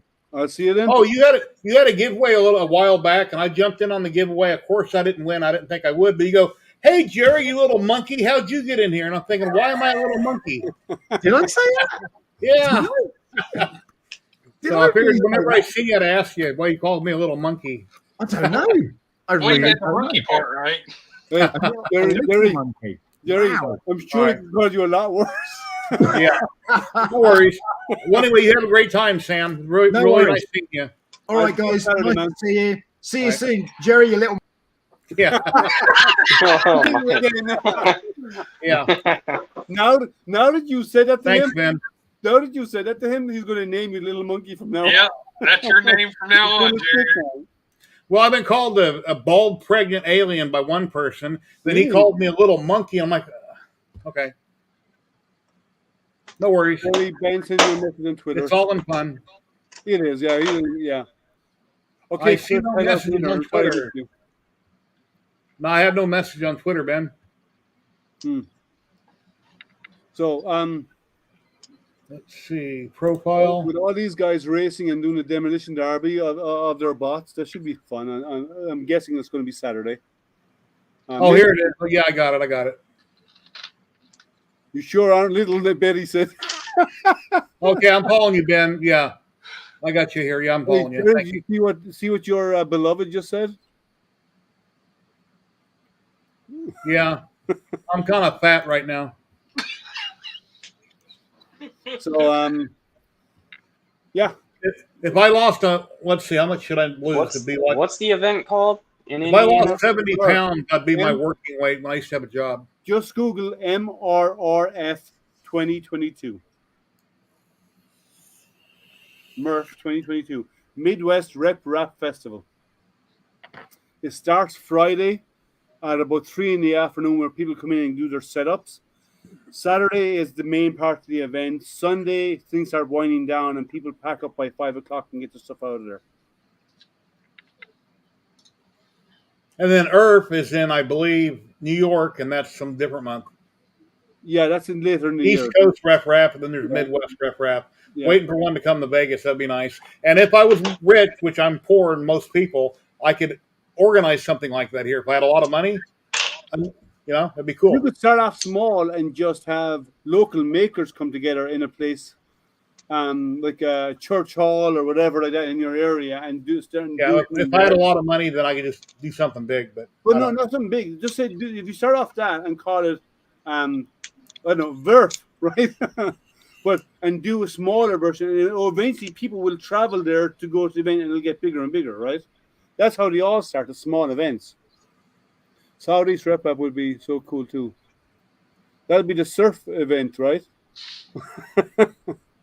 But yeah, that's how most my astronomy club. We started out doing like a little mini conference, and it started off with only our club members, where we bring and we do talks about different things, and then other people started turning up to it, so it got bigger and bigger.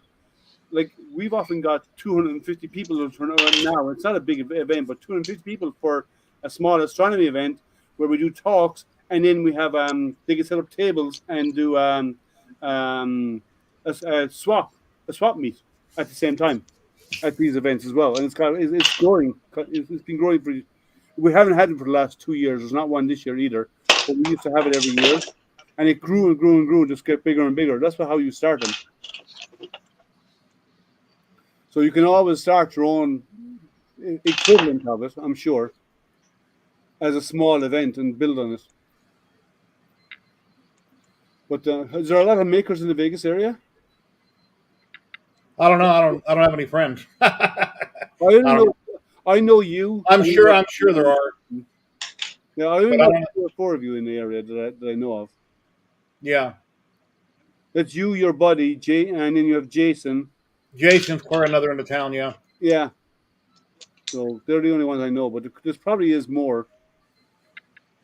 Check on it's called Everbright. It's called where they do an events thing as well. Or what's that other events system where you can schedule and plan events, but you have to pay for? I'm not sure. Yeah, Walter's here somewhere. I don't know what Walter's. I don't know if he's still in a 3D printing or not. I think he sold everything. I haven't talked to Walter in a long time. Yeah, Jared, that's right. Sorry Yeah. about Your buddy, yeah. Yeah, ERF is all 3D printing or lasers, but it's about the RF Festival is not just about printing or lasers. It's about anything maker. So, people who do CNC, people who do lasers, people who do sewing and costumes and stuff like. It's all about any type of maker. People who carve stuff out of soap, that's a maker, right? They actually make something out of it. So, it's not limited. Like I asked my wife if she wanted to come. She said, unless there's someone there who actually does stuff with orchids, because she's into orchids at the moment, and she said, unless there's someone there who does orchids and stuff. And I said, I don't think there is. So otherwise, she'd go. Like, I'm not bringing anything with me other than myself. I'm not going to set up a table. I'm not staying overnight, so there's no point. I was tempted. Somebody did mention I should bring the small printer, and I might bring it, the Ender 2 Pro. Take a bunch of selfies with different makers and then post them online or on my group or your group. Yeah, I will. I'll do that. I'll also do some video while I'm there. Okay, take care, Betty. Have a good evening. Take care, Betty Boop. Yeah, Talk to you in a little bit. So You know if Matt Farmer is going? He did last I year, so don't it's know. hard to say. I'm not sure. Hey, Matt, are you going? Yeah, He might be listening. Guys, I'm gonna get out of here. I got some things I want to get done. All right, Chris. Have a great night. Thanks for joining. Have a good one, Adios. Chris. All right, man. Hey, Jerry, I'll see you Saturday. Cool. So, Liam, have fun at Murph. I will pop in Saturday as long as Okay. the phone signal is good enough. I'll drop in for a while Saturday to say hi. I'll join the stream. All Have a right. great night. You guys enjoy Hey, the rest go of on. the night. Oh, there's that guy that didn't accept my Facebook request. Here, come down here and you face him. Come on, face him off. How's your hand doing, Zolan? Is your thumb still attached? Can you not hear us? I don't think his sound's working yet. No. Hang on, I apparently need to mute Twitch. Yeah, There we go. Ben, yes, I'm driving down and back. And I'm not hearing 2.5 hour drive. StreamYard. Give me a second here. I'm trying to figure out what's going on. Sure, yeah. Now he's calling a llama. There we go. I had the StreamYard tab muted because I was in the Maker deck. Oh, okay. Anyways, No, Chris said, there's that guy that didn't accept my friend's request on Facebook. That's what his comment was. yeah, right before he I heard him. Okay. I heard him. Okay. But, my Facebook's where a lot of my political stuff goes, so I get hesitant about friending makers on with it because I'm worried that they're going to, Yeah. Okay. Yeah. So at least I know Liam knows I am in our current society which way I lean, and he just ignores it and moves on, so that works. Sam Prentice just dropped in for a few minutes. He's over at Tripod's house. yeah, he's Get ready saying to go to Yeah. bed. Yeah, so Ben, yeah, I'm gonna drive. It's a 3.5 hour drive for me, so I'll leave early Saturday morning around 4:30 in the morning. I'll get there when it opens, and then I'll leave at about 5 or 6 Hey, in the evening. and drive home. Betty, you still there, Betty? She said she was going to drop I think off, but she may not be. Well, that sucks because I got puppies. She'll chime in if she's still in chat. You got puppies. Yep. What kind? Ooh. What else? Show him one of the puppies so he can be ahs and oohs. And John, if her girlfriend's home, she'll want to see this. She's not. Puppy Cam is coming. Yeah, we'll turn on puppy cam when Zolan gets up. Right now, we got the hoarder cam, and in a minute he brings back the puppy. It'll transform the puppy cam. Oh my God! I just heard one. Oh, he's got litters of them. They breed them. Jeez. His wife, Zolan's wife, breeds them. How cute is that? Oh my God! Battery operated Oh stuff. my God! What? Isn't that the cutest face ever? Oh my God! They're really cute at Jeez. that age until they get old enough to realize that they can get their own way, and then they do. All right. I think I'm gonna go to the doctor and tell him I need an emotional support puppy, so I can have a puppy in my apartment because my landlord doesn't allow pets. Yeah. Then if you were to try to get one from us, you would need to not only have that letter because we need to see it. We need to see the landlord letter response approving it because ESAs, while you do get some access with them in homes, there's loopholes that some landlords can take. And then the last part of it is $4,500. Holy crap! They're full. They're That's how much and you're selling them for? And a 3+ hour interview with my wife. Damn. yeah. The money is possible. The interview is the hard part. Yes. Well, they've had puppies being returned. They've had people who don't know how to take care of them, and they are that breed of animal. That breed of dog is a handful. I think anybody that can spend that kind of money is going to take care of the animal. You'd think, You'll right? be surprised. We have had to repossess 3 in the last 10 years. Yeah, people not taking care of them. They are a lot. Now, considering how many we place, that's a really good track record. Yeah, but still, they are. But this breed, the number of this breed is actually declining rapidly. So that's one of the reasons why we breed as much as we do, is because we're keeping them around. And we've gotten to the point where we're actually probably going to have to buy a dog from the UK and have it flown over. For stock. Yeah. For cleaner genetics. We're finding too many of the lines over here have too many issues. Yeah, to introduce and to introduce more different genomes. Yeah. The local news here in Las Vegas today had 2 pit bulls with leashes on, tied to a tree with a pan of water in front of them. That's how they were dumped. Instead of them taking them to the proper place. And it's 100 degrees there. Yeah. Yeah, that's You see, those are the owners that we randomly show up at their house and say, you're giving that dog back or you're giving us $10,000. Yeah, what we do is like even my dog in this weather, and we're at 88 degrees. I'll take her out for a walk, and she likes to sit outside, but she only gets to sit outside for 10 minutes. After that, she's inside because it's way too hot for her. It is a Samoyed, Samoyed. Yeah. So fluffy. Oh my gosh. Yeah. And it is 4 weeks old. 4 weeks old today or tomorrow. 4 weeks old? That's a button. What? Do they talk back? Is it a boy or a Are they girl? like a husky? This one is a girl. Yes, they do talk, but not as much as a Siberian. Okay, Siberians are very chatty. Yeah, I've got a Siberian in the house right now. Yeah, sorry. You even have a husky? They have a husky. Oh my god! It's using their house as a B&B at the moment. It looks like a seal pup. It kind of does, yeah. When you don't see when the paws all curled up, kind of does. Hey Zoe. Is the husky a lot to maintain? Zoe. Aww. Old girl. It's an old girl. Yeah. Red eyes. Yeah, that's the eye shine. Yeah, I know. Yeah, it's gonna. Yeah, my camera's got a light on it, so it triggers it. But It's like all the photos growing up. Everybody had red eye in the pictures, from Flash. Yeah, but so they're not as chatty as a husky. That's interesting. No, they're not as chatty as a husky, but they have so unlike a husky, Samoyeds have a herding bark,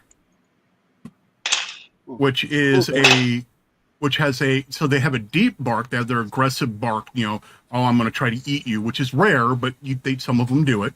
But then you have a herding bark, which is this shrill bark that you can literally hear for 5 miles away. Oh, wow. That's probably how they call to each other as well in the wild when they were. Well, yeah, because Samoyeds were used to herd reindeer. Mm. And they're also considered a village dog because in the summer, when they don't need them to herd the reindeer, they're kicked out of the yurts and have to fend for themselves. And part of that is sucking up to the fellow human. So they are what we call a utility village dog. They do herding, they do pulling, they do sledding, they do hunting because they were used to hunt polar bear. Mainly, they confuse the polar bear by making the polar bear think it's a cub. Huh. And yes, every 6 to 9 months they blow coat like a husky. Unless it's intact. Unless it's intact, and then you never know. But when that happens, so let's just put it this way: we pull enough fur out of the dogs that we have friends who card the fur and turn it into yarn. You get enough hair off the dog to build a new dog. Yeah, and it is some of the warmest knitting you can ever get.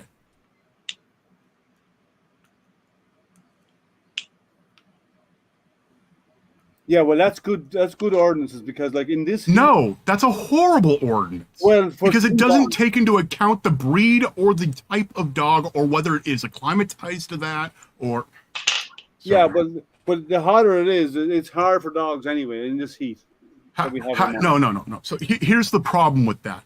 So it's okay to have your child out there on blacktop barefoot in those same temperatures, but you can't take your dog outside. No, well, yeah, a lot of people should use common sense, and there is not enough common sense. If you put your hand on the blacktop and it burns your hand, or you got to pull it away, it's not safe for your dog. Correct. We actually, yeah, my wife, when she's working her dogs as a service dog, she wears Crocs. First, we have boots for our dogs. They actually have vibrant rubber soles on them. Mm-hmm. But if we don't have the boots with us, 3D printed she dog slips her shoe off. She slips her shoe off and puts it on the pavement. And if her foot gets too warm, the dog doesn't get out of the car. Yeah, and well, in Las Vegas right now, it's 100 degrees outside and sunny. So if you're going to walk your dogs on asphalt, which is everywhere, you have to do it in the morning. You can't do it in the evening because more than likely, even at 8 or 9 o'clock at night, right before it gets dark, still way too hot. It have to be in the morning only. Well, our sidewalks here are concrete, so they don't get as hot. They get hot, but not. Well, your as street hot. asphalt. I'm just saying. You walk them. No, Liam, we have roads buckling here right now because it's 102 degrees. No, we don't. At at 60 to 80% humidity. Yeah, no, we're at 88 right now. It's going to hit 98 tomorrow. But it is 99 outside right now. Yeah, when I my dog is curb. She's curb trained, so when she's walking, she doesn't walk on the sidewalk. She walks in the grass verge along the side of the road. For those who are not using Freedom units, that is 37 to 38 degrees Celsius. I'm air printing. I miss having a job that has AC. There's no AC inside my plant, and it's like, oh God, today it was like 95 inside the plant today. Yeah, it was great. Yeah, I can't do that. I don't. They talked about having me go out to the warehouse and help out at the warehouse, and I'm just like, yeah, no. Anything above 72, and I get whiny.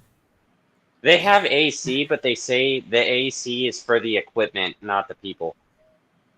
Yeah, because the equipment because they'll overheat and stop production. But we don't get as hot as you do. Like we can breach 100 degrees here, Fahrenheit, but Liam, we shouldn't be hitting these temps until August. Well. No, there's no well. Yeah. We don't normally break 95 until August. My filament broke. Son of a biscuit. Yeah, this is not normal. Well, I'm just saying, it's in the car, probably melting. Crap. My dog is trained to walk on the grass verge always. Anyway. If you follow me on Twitter, you already saw it. Never mind. What? The vase I printed. I haven't looked in it yet, so. Be right back. But so when my dog is out walking, she's always walking in grass because we have along where I live, beside the sidewalks, we have a grass verge between the sidewalk and the road, and she walks there. She only steps on the driveways which are concrete in my area, crossing from one to the next. She's only there for moments. Also. I love this heat. Everyone's complaining, but I love this heat. I need Also, the food dehydrator, Yep. freaking amazing. I told Oh you my it's the gosh. best solution in the world. It is awesome. So much better. I told you a long time ago to get a food dehydrator.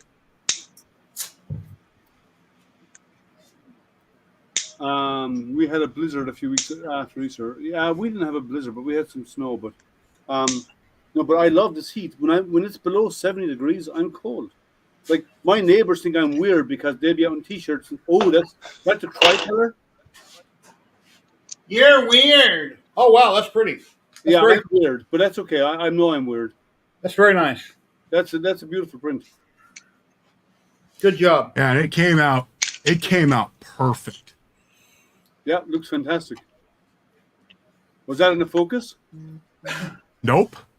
Whoa. No, my focus is in pieces right now in there. Why?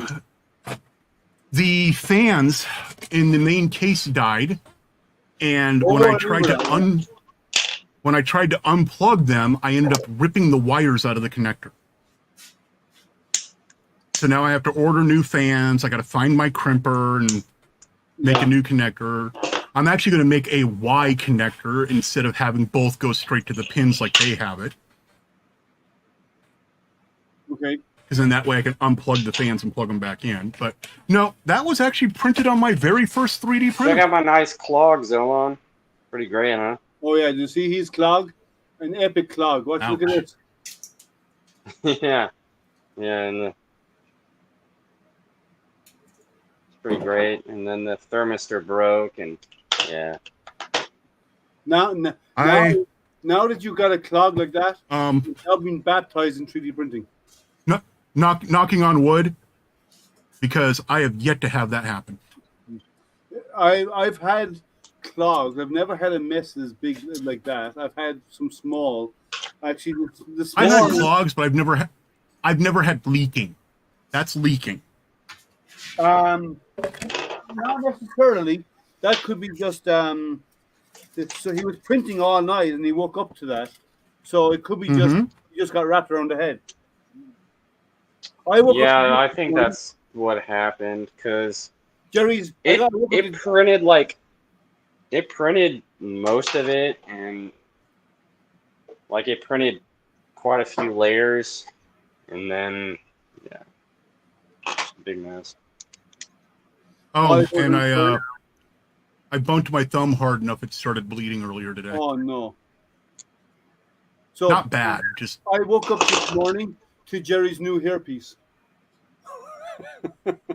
What were you doing in his pants? I'm not going to go there. I'm not going to touch that one. But I don't think any of us will. Speaking of A's, and it went awry. Hey, Sparky, how are you? I'm still busy printing these things over and over. Oh, okay. Oh, they interlock, don't they? So that's the part that goes on the wall. Mm-hmm. It's basically a French cleat. Yeah. Cool. So that way I can start getting things organized in here some more. Nice. Maybe I'll be able to see my desk again. Maybe. But so I know me. So are you going to Murph? I know you were talking about it. I can't afford it. Thanks to this, I can't afford it now. I can't drop $350 on a hotel and another $300 on gas. Duff wants to know what you did with your hand. I took a razor. I was scoring an outlet box. So my hand was here. I'm scoring an outlet box on a fiberboard.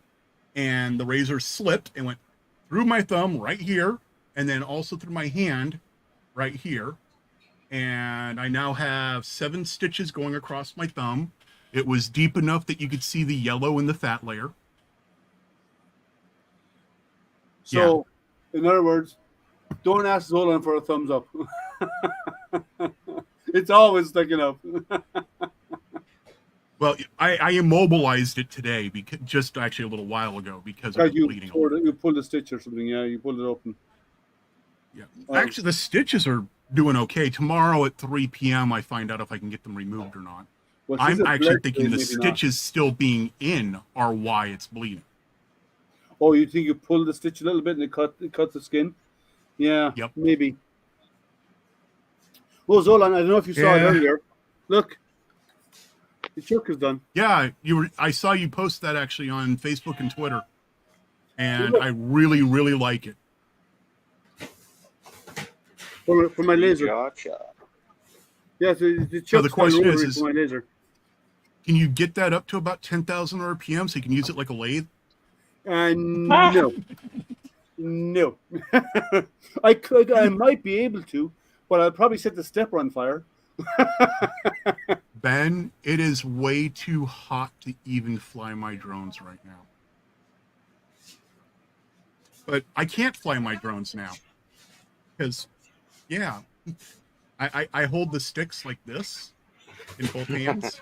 Yeah, it's a bit tricky. So nobody else is going to be at MRRF? This sucks, guys. There are a lot of people from overseas. I would go, but I gotta work. MRRF and everything else. Dang it. And I've been getting messages from people going, "Why aren't you going? Why aren't you going?" It's like, unless somebody wants to sponsor my gas and my hotel, I can't do it. Yeah, I'm not doing a hotel. I'm just going to go down and for the day and come back again. So instead, I'm going to go to Norman, Oklahoma, because Saturday is also Amateur Radio Field Day. Oh, okay. $2 a liter? What $2 a liter? Oh, per liter. Sorry, I was thinking. Wait, where are you getting $2? When it's it's what, over $5 a gallon. I'm driving because I know, like, a tank of gas will probably get me there and back. So, and a tank of gas is about $100 for me in my truck. Well, it'll be worth it because I get to hang out with the guys. I get to meet some of the other makers there. Get to meet some of the vendors there. Joel Telling will be there. Chuck will be there. Filming Friday. Chuck actually lives not far from me. So if it's $2 a liter, that's 3.78541 liters to a gallon. At $5 a gallon, that's $18.93 a gallon. How much? $18.93. Really? If it takes 3.78 liters to make a gallon, you times that by 5.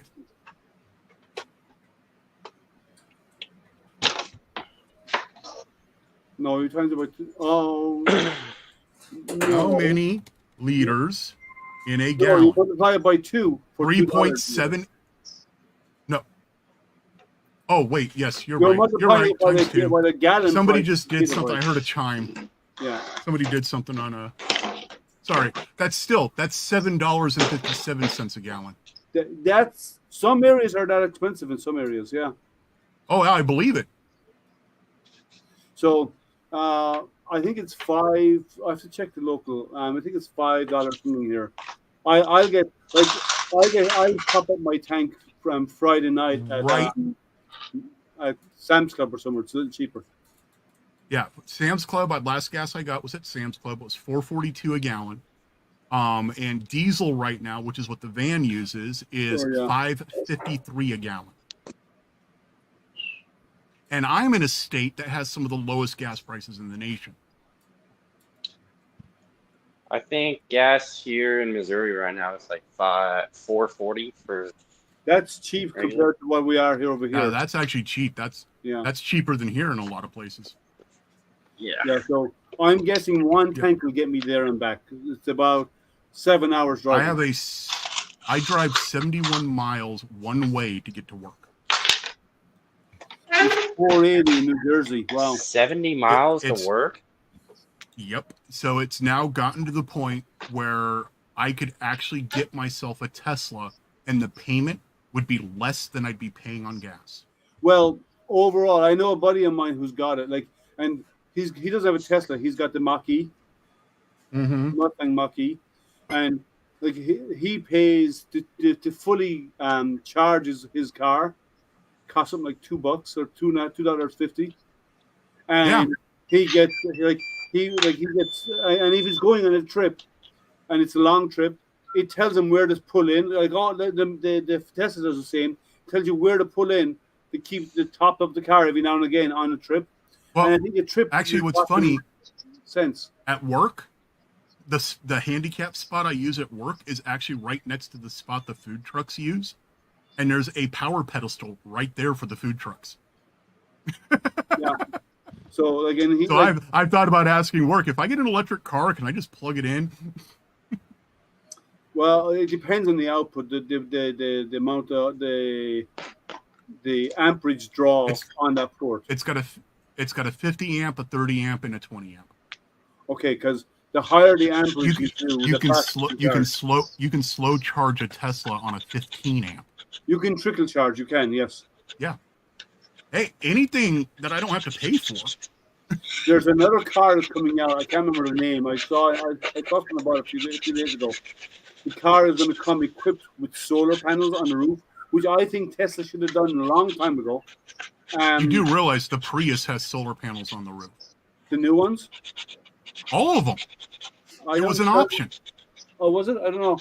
But I know, the new ones, this car, apparently, it'll charge it can charge itself or maintain its battery to some extent while you're driving. And while you park, it can generate enough power to run the aircon in the car when you're not in it. Oh, no. Well, and then they probably also has the regenerative braking and all that stuff. So they all have to have that. So they all have that. That way, then you don't have to replace brakes all the time, brake pads. With the regenerative braking, it uses the rotation of the wheels to you hit the brakes to dump power back into the batteries. I think it's just sad that it'd be cheaper for me to take on a car payment on a car that would be considered a high-end luxury vehicle than it is for me to keep paying. Well, the Mach-E's are not as bad. You can get a Mach-E at a reasonable price. If I wanted a Mustang that looked like a butt plug, I'd get another Mustang 2 Ghia. I'm not saying the Mustang, I'm saying the Tesla E. The Mach-E is a Mustang. No. That is the Ford Mustang Mach-E. The Tesla Model 3, sorry. Model 3. Well, Model 3. There you go. Right. Because you were saying Mach-E.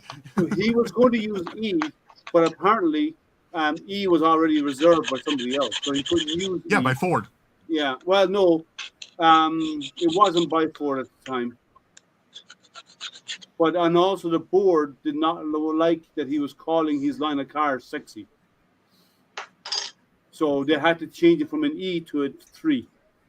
His board, the board at Tesla did not like the use of the number of the letter E, because otherwise it would have spelled out XEXY, which is the model. Yeah, I know. Yeah, and they didn't like that, so he was forced to change it from an E to a 3.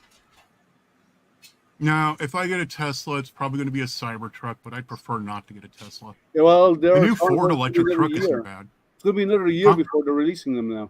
Year? Oh, no. This is something that Elon's part of. It's another 4 years. Well, it's a year in Elon time. Well, Starship is supposed to be. There looks like they're getting the okay to launch. So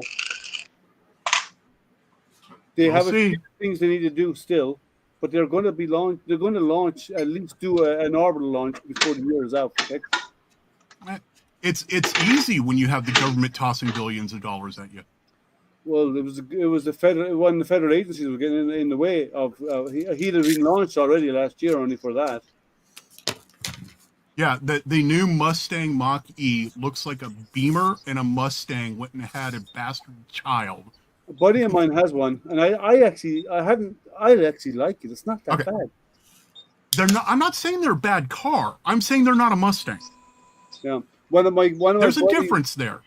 One of my buddies is in their what they call their the Blue Group, right? I think it's called. And what it is everything that comes out anything they develop for the car, like new software or whatever updates, to turn on functionality, he gets it first. He gets it first. Yep. Yeah, so he I has got a couple self-driving already.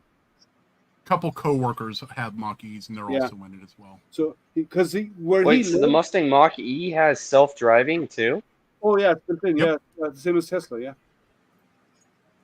So he Really? has it already turned on, and where he lives, like he's literally about a half an hour's walk to. He lives in Dearborn, and then and Ford's headquarters, the world headquarters, is in Dearborn. So he is like you can drive from the headquarters to his house in 10 minutes. So at one point he had a problem. They did a software update and there was an issue.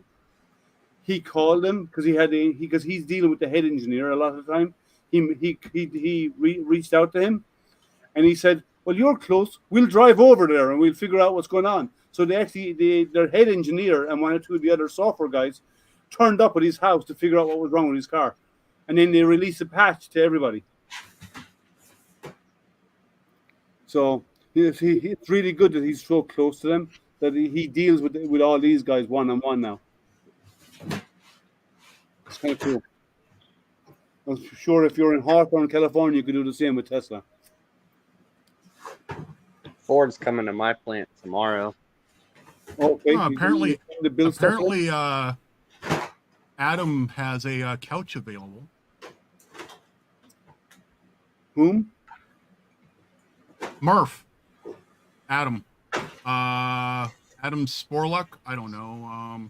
Adam Savage. Geeky Dad. He's a 3D printing person and electronics. He's got a couch available. Adam Savage. Yeah, he lives in that area. Okay. That might be an option. So, yeah. There's camping available. Yeah, no, I'm not camping in 90-degree weather. Have a nice day. Well, if anybody is going, and you haven't chimed in, I'll be there all day Saturday. I'll be arriving Saturday morning early. If anyone's there, find me, say hi. Make sure you do. Introduce yourself. I'll have stickers for people if anyone turns up. And yeah, we need to exchange stickers somehow. Yeah, well, yeah, we can mail them to each other. If you're not going to be there Saturday, I don't know. I would not count on me being. That's fine. I'm just saying, if you are, we'll do it. If not, we'll exchange. I have to send some to Jerry and stuff as well. I already have Stephen Poole's email address. I need to send some to Stephen. I need to send some stuff to Ethan, to Marcus. But I'll see Marcus on Saturday. He'll be there. So Marcus and Ethan and will be there this weekend. So I'll see them. I'll see, like, John will be there this weekend, so I'll see him. I'll see Sam Prentice there. So we'll do some exchange of stickers and stuff there. Who else? I'm not sure. There's Chuck Hallebuck will be there. Joel Telling will be there. I think what's his name? Sebastian, is that his name? From CNC Kitchen. I think he's coming over. So I think he'll be there. Who else? And I'm going to meet a lot of the vendors as well. I want to bump into the guys over at IC3D because I've chatted with them. I've dealt with them a lot. But they'll be there, so I'll go talk with those guys. Stefan, that's right, Stefan. Sorry, not Sebastian. Stefan. Thank you, Chris. But I want to meet up with some of the vendors there while I'm there as well. So okay. Adam ended up getting a room with two queen beds because he has a teenager going with him as well. So he's and the room they got is a suite, so it has a couch. That's why he's saying he has a couch. Well, if you can sleep on that. I don't know if I can fit on a couch. Oh, yes. Jim will be there. Yeah, Jim. Not Jared. Jim was there last year, as was as was Joel and a few others I met. And Chris, you'll be there. Okay, I'll see you there, Chris. So, Nerdy J. Yeah, that's Jim. His name is. So Jason from Elio. I'll go find Jason one and of say my hi to him. I should have a table there. one of my maker friends on Twitter has offered his couch in his suite. So, so we'll go meet up with some of the guys there, and say hi. Do some introductions. Half of them know me. Some of them, like I know Jim and the guys. They've been on my channel. I've been on theirs. Wife just said no because of the gas money. Oh, okay. Oh well. Well, we'll exchange stickers anyway via post. But Joe from 3D Printing Professor, he doesn't look like he's going to be there. He was going to do his show off some of his new design stuff, but he sent some to Dan instead. So Dan is going to be giving out the little kits from Joe. But I'll see all those guys. They'll be all together. Dan and Tripod and all that. They'll all be hanging out together anyway. So I'll see all those guys. Protopasta has a 10% off coupon code right now for MRRF.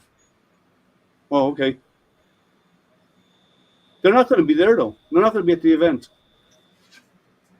See you at MRRF X this week. I hope so. If there, please drop by and say Really? hello to our founder. I thought he said he wasn't going to be there. I just got the email 3 hours ago. Is it poor Jerry? Who was the guy that was in the filming guy that was in your stream on Saturday? Polymaker Nick. Polymaker. That's who was getting mixed up. Sorry, my mistake. Yeah, no, Polymaker Shanghai. Yeah, yeah. Nick already said he can't make it, but no, Protopasta is going to be there.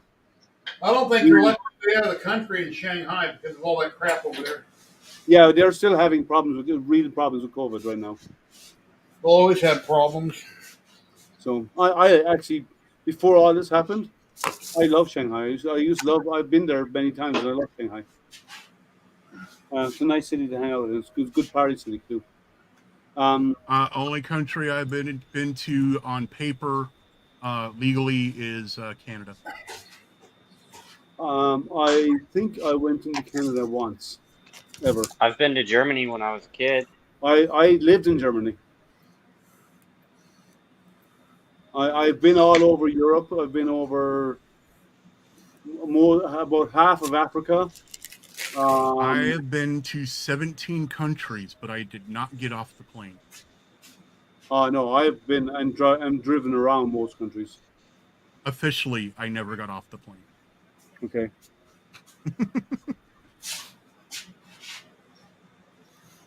I don't have. Well, I said like I've been to China before. I like China is okay to me. The only place I wasn't too keen on in China was what is it? Oh, I can't remember. Oh, and I lost another friend to COVID recently. So oh, now I'm sorry at to 10. hear that. Sorry to hear that. And they were healthy. But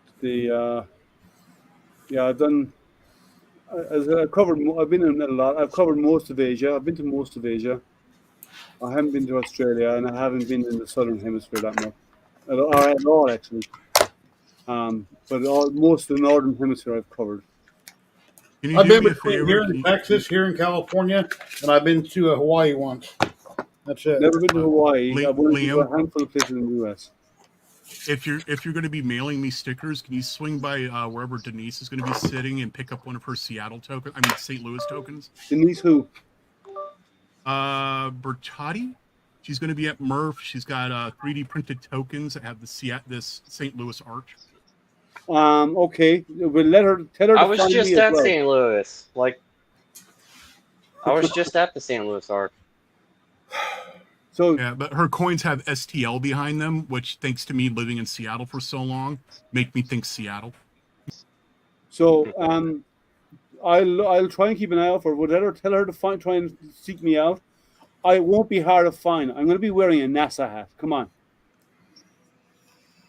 I'll either be wearing a NASA or a space hat. Okay, I'll take that down because you don't want to. Just look for the guy that's arguing with everybody about everything, and you'll find him.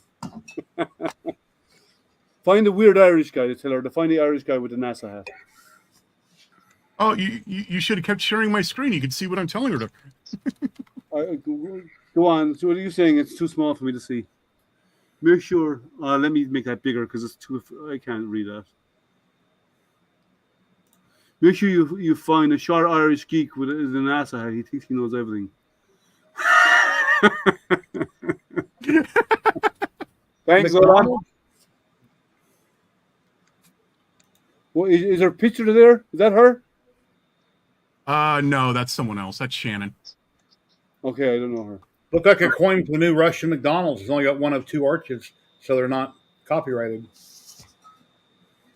Oh yeah, I forgot about that. They're renewed. I didn't see that. That's kind of funny. They got all their equipment and all their stock, and they just change it a little bit, and they're calling it something different. Yes, I will have a telescope, Duff. I'm actually going to bring my PST telescope.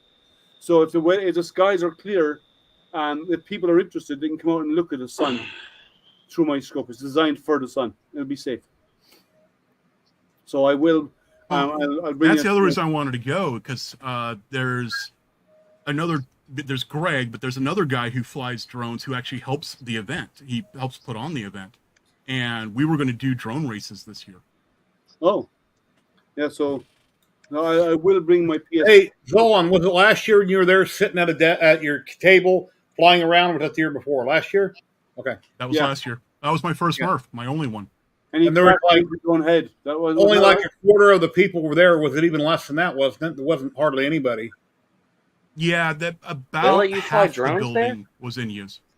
We didn't ask, and we got away with it. Yeah, it was more of an act of forgiveness than permission. The drone I was flying is a little one that has prop guards and everything on it. Yeah, one of these lands in your palm of your hand. And I still had one person do he almost hit my son. No, I have on video. I was nowhere near your kid. Yeah. No, I have video of it. Somebody wanting to raise 3D printer. Yeah. Yeah. So I said I'll be. So yeah, she should be able to find me, and I'll find her if I can. I'll probably try and visit every table anyway. And if I see those tokens, I'll say Zolan sent me. So I will swing by the post office tomorrow and see if I can overnight some of these up to you, because then you can also hand them out when you're there. Sure. Happy to. Yeah, last year Matt Farmer had him get me some Capricorn stickers. I know Capricorn has came out with multicolors, which you don't see online. I use Tough Tube and then Blue Capricorn. I still say Chris Travis was the best one there, handing me a spool of that thermochromatic Capricorn filament. Oh wow. Yeah, I heard that filament. I've never tried it, but I've heard about it. Oh, I love it. I absolutely love it. And they now have another type of it. They have two now. I wonder who makes it for them, because there's only X amount of companies in the world that make filament, so somebody's making it for them, and they're putting their label on it, more than likely. Well, they've only got 6 different filaments that they sell at all. Oh, Jerry, is Trevor going to MRRF? I don't think so. I don't know, actually. I don't know. Because Trevor, if you know him from Florida, yeah, he said he's about to release his own branded filament. Made local. Yeah, I never have asked him who's making it for him, but anyway. He said he's some guy who's setting it up his own business. Okay. Local guy. We are getting close enough to 8:30. I need to call it. All right. Well, have a great night. Good night, Zolan. You all have take a good care. one. Have an awesome stream. Liam, if I don't talk to you again by then, so be it. But hey, I'll see you. Zolan, last Saturday, the issue that we had started to develop, let's just cut it off. Because I was waiting for it to work itself out, and it kept escalating. Let's just try not to go there, right?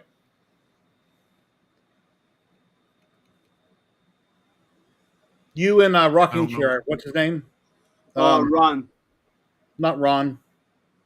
Oh, it wasn't an issue. We just had 2 separate standpoints on it, and I did cut it off. I was telling him to move on. In fact, I wasn't even giving it another thought until you brought it up again. So, can we move on? Yeah. Anyway.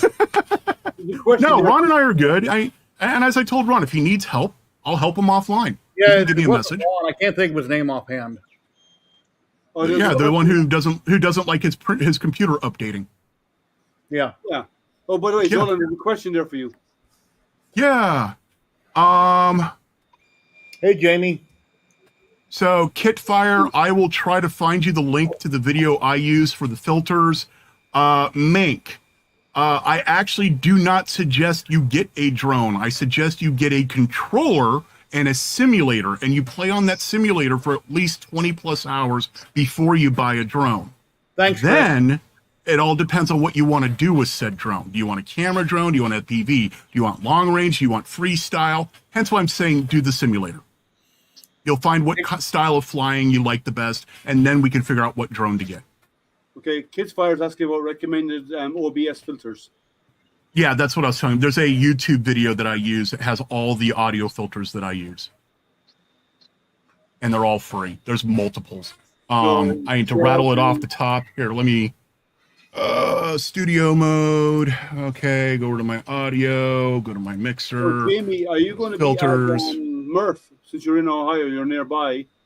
Are Hey, you going to James. be at MRRF, Jimmy? So, kit.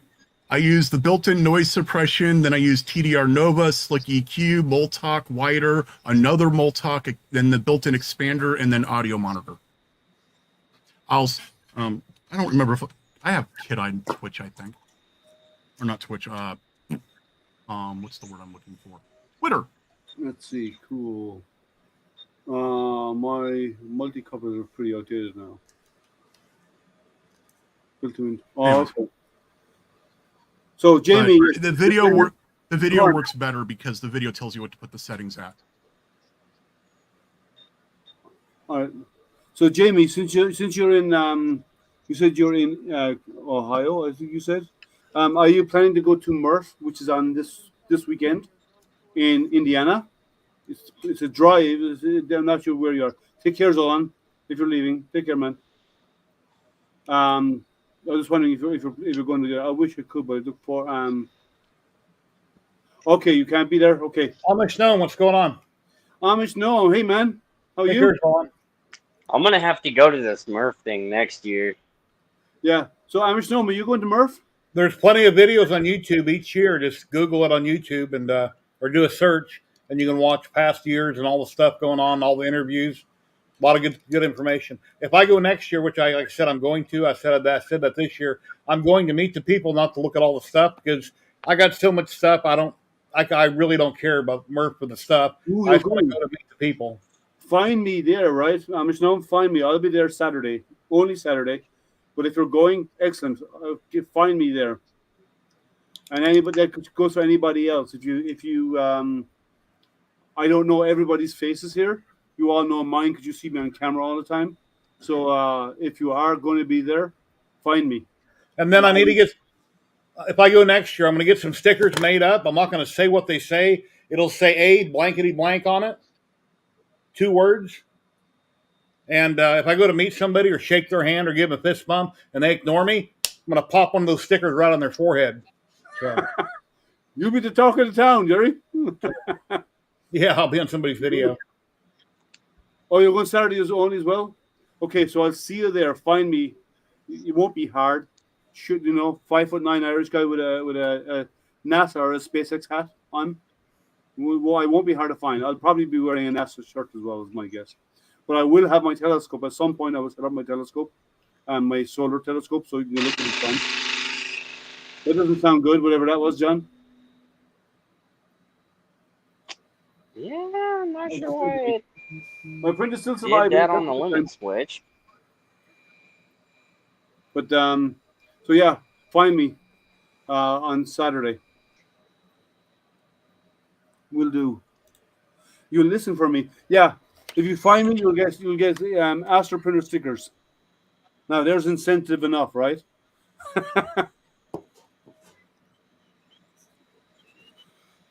Leon will be stranding next week. No. You may probably be sitting on the pot, but anyway. That's a different pot, Jerry. Totally different pot. But yeah, so I have some stickers with me. And I will at some point set up the scope. I'll probably do it in the middle of the day. I'm going with a buddy of mine. We're probably going to drive separately. We haven't decided that yet. Oh, my dog's acting up. She wants a bone. Oh. Yeah, she's showing her teeth and smiling. I'll bring you Lucky Charm. Yeah. Thanks, Josh.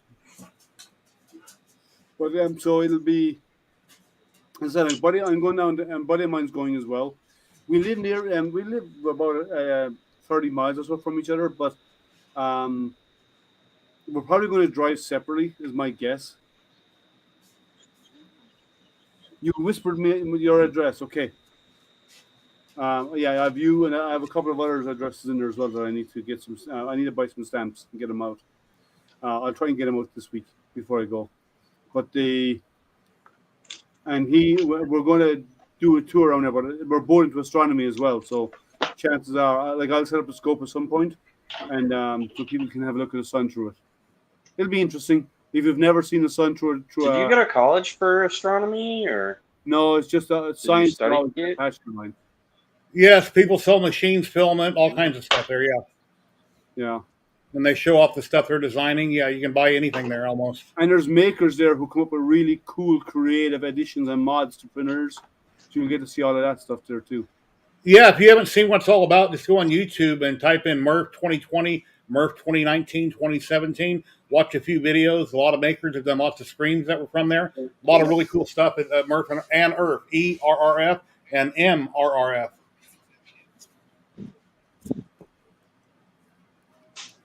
Of course, you are welcome to do all of that, Zolan. We're all about sharing knowledge and helping each other, right? And I'll probably end up using half of those filters anyway. So, dang, maybe I'll find a sweet deal. You might, I don't know, you might, because some people would bring more like maybe you might get some used equipment that people might be selling there as well. Oh, that's me. Everything's for sale no matter where you're at, except for CES show here in Vegas. But at something like MRRF, I mean, you know. Well, if you're not selling, you can get a free table. If you're selling, you have to pay for a table. So anyone who's selling product there or whatever like that, they have to pay for tables. But if you're not selling, I'm sure that you could show something to somebody, walk out into the parking lot, and then there's a cash exchange, right? I don't know, but that is. They're all. Zolan says they're all free, selling or not. I thought they were not. I thought if you're selling stuff, you have to pay for I bet if you're a corporation going there, you got to pay on Zolan. If Yeah. you're like Cruiser Printers or something like that, and you got a big display. Bootleg out in the parking lot, yeah. Bootleg and a cubic. Yeah, no, I think last year or the year before, Jim took a bunch of his stuff there he didn't want and gave it away to people at MRRF. So you never know, Amish Gnome. Somebody might have a couple resin printers out in their truck. They brought them, and they just want to give them to people. You never know. Possible, yeah. Because there's a lot of people like Chuck Hallebuck will be there from Film and Friday. He gets a lot of review machines. Jim from the Edge of Tech will be there. He gets a lot of review machines. And sometimes they might do that. Sometimes people sell them for next to nothing, and sometimes they don't. So you never know. All right, take care, Zolan. Thanks for joining us.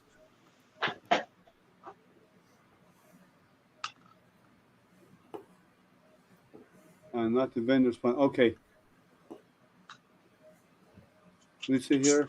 Nothing like a good deal on a vendor tree in the parking lot. Yeah, but people do get people who want to get rid of stuff. We do bring stuff to give away. Other people are there just to show the cool ideas they have around mods they're doing on printers, and then vendors will be there to show and sell product, right?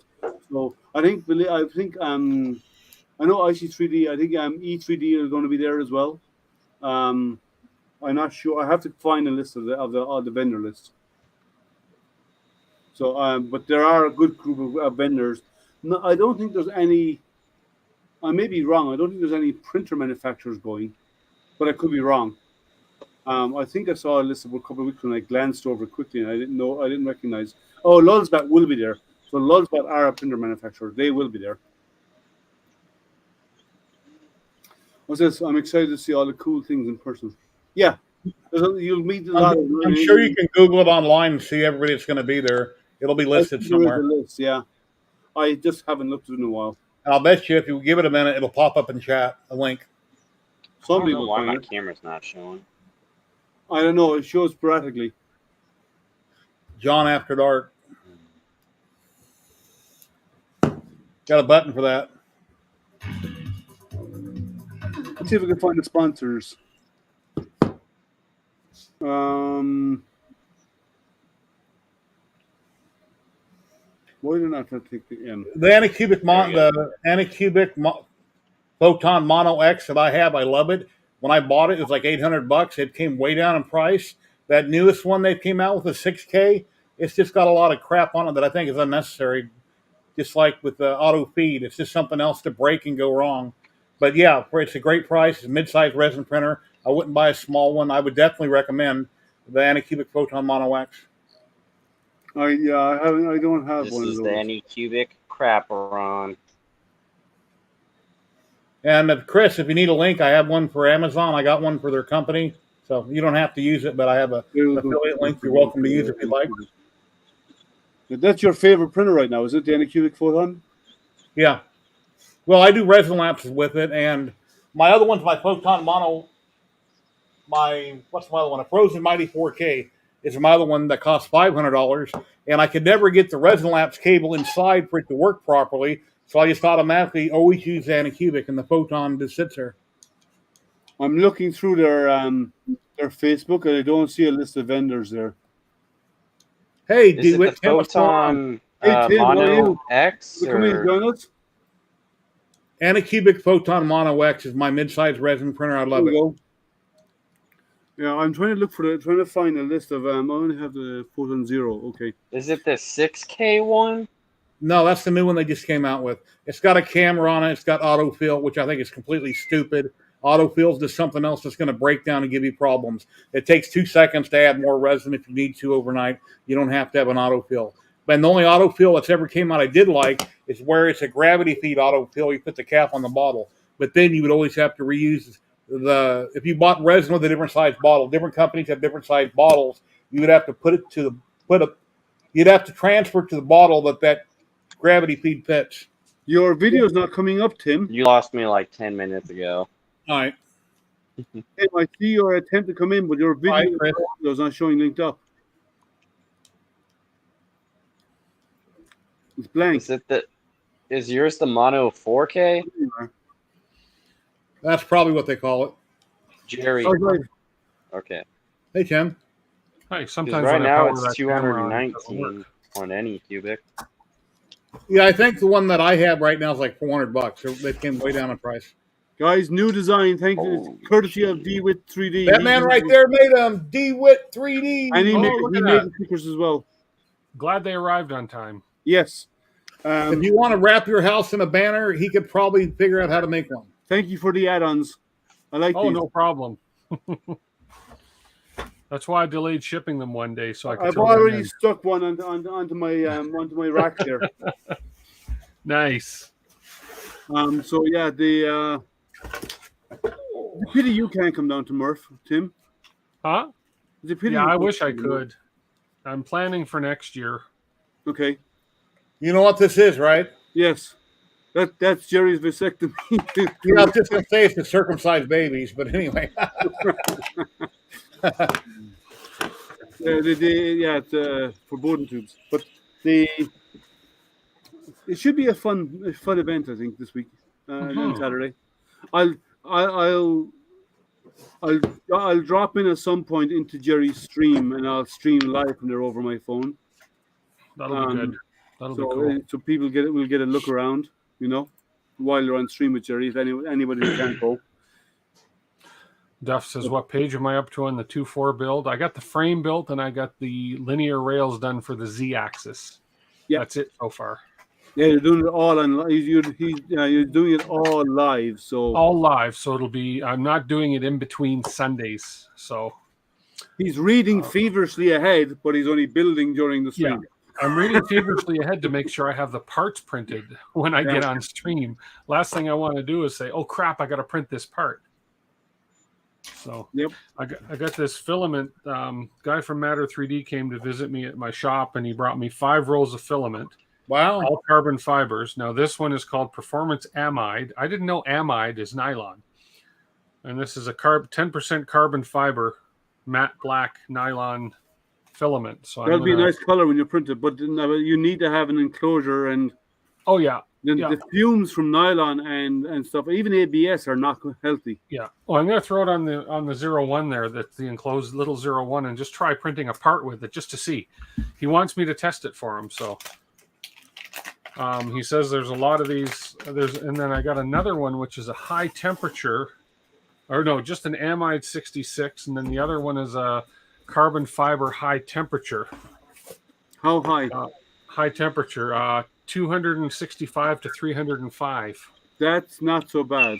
I have this printer right here, right behind us here, will actually do up to 300 degrees.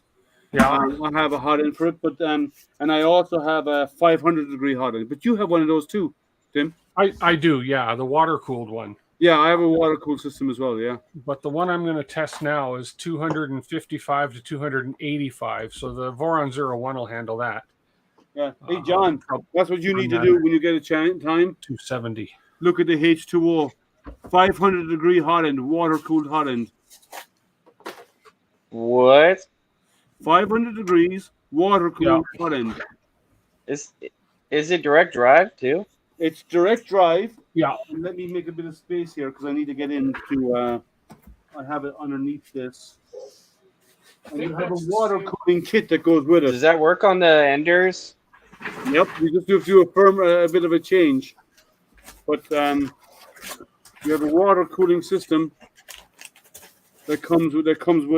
How much was it? Is that the same one you got? Yep, same setup as that. Yep. Oh, cool. Okay. I seen a video of it on TikTok or something earlier. Yep, water cooled hot end. Somebody getting electrocuted when it sprung a leak and they got zapped. That's all sealed. But then my printer's, it's got it's liquid in it. So you're talking about doing peak. You're talking about doing PEI printing. Like a spool of PEI is about $300 a spool. So you won't be doing it very often, but I'm just saying you can do it. But yeah, that's the new thing now, water cooled, so you can do really high temp materials that are structurally super strong. So like you can print PEI.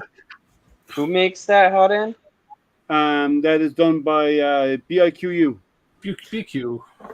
Hey Tim, do you know anything about Octo Clipper? Okay. No, I don't. Octo Clipper, no. Okay. So I know you got mainsail. Because my Hypercube, I killed the firmware on it, so it's just a lead weight right now. And I figured, okay, now it's time to put Clipper on it since I said I was going to 6 months ago. Oh, jeez. And I've already got Octoprint on 4 or 5 different Pis, but I have to update a couple of the programs to the most current versions of this and that before I can try to figure out how to put it on it. You need to find the Clipper config for your board, and then there's already one out there. And then there may even be already one out for the Hypercube with the same boards. You should look. I've seen a file for the Hypercube. I haven't downloaded it, but of course there'll be one for the board. I don't know if you download both of them or how that works. No, you want the one for the board because the board pinout is what the config file is all about. Yeah. The one, like if you get one for the Hypercube, you don't know what board is. You'll have to specify what board. Yeah, because it came with a DeWitt, not a DeWitt. A DeWitt board. Wow, you have boards now as well. Wow, man. It came with a DeWitt originally, and I put an SKR 1.4 turbo. Well, then you need to have the SKR 1.4 turbo config, and you'll have to tweak it to be Core XY. Yeah, and check all the pinouts and plugs and all, etc. Yeah, well, the pinouts should be the same.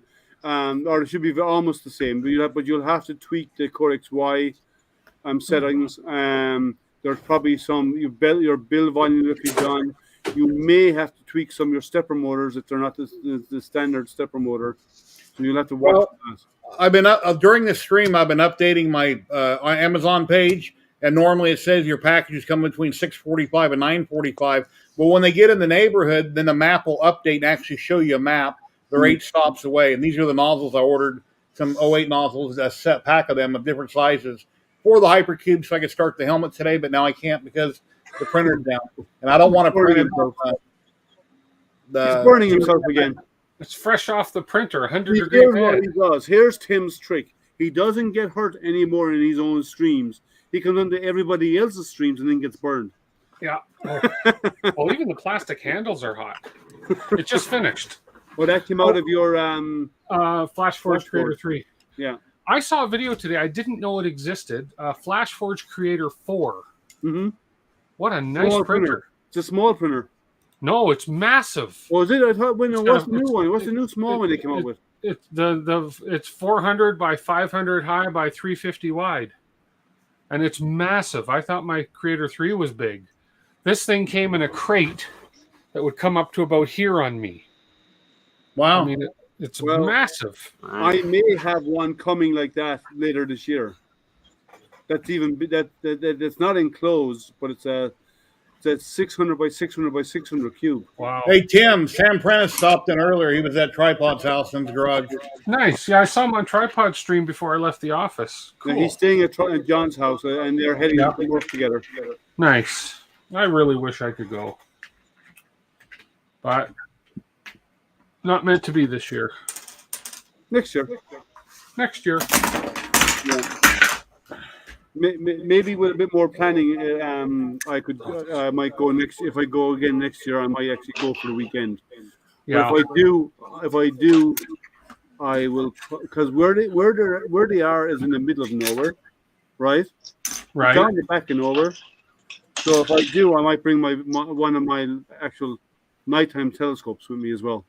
Nice. I'm going to bring a solar one this time, but I might because bring they're in nighttime one.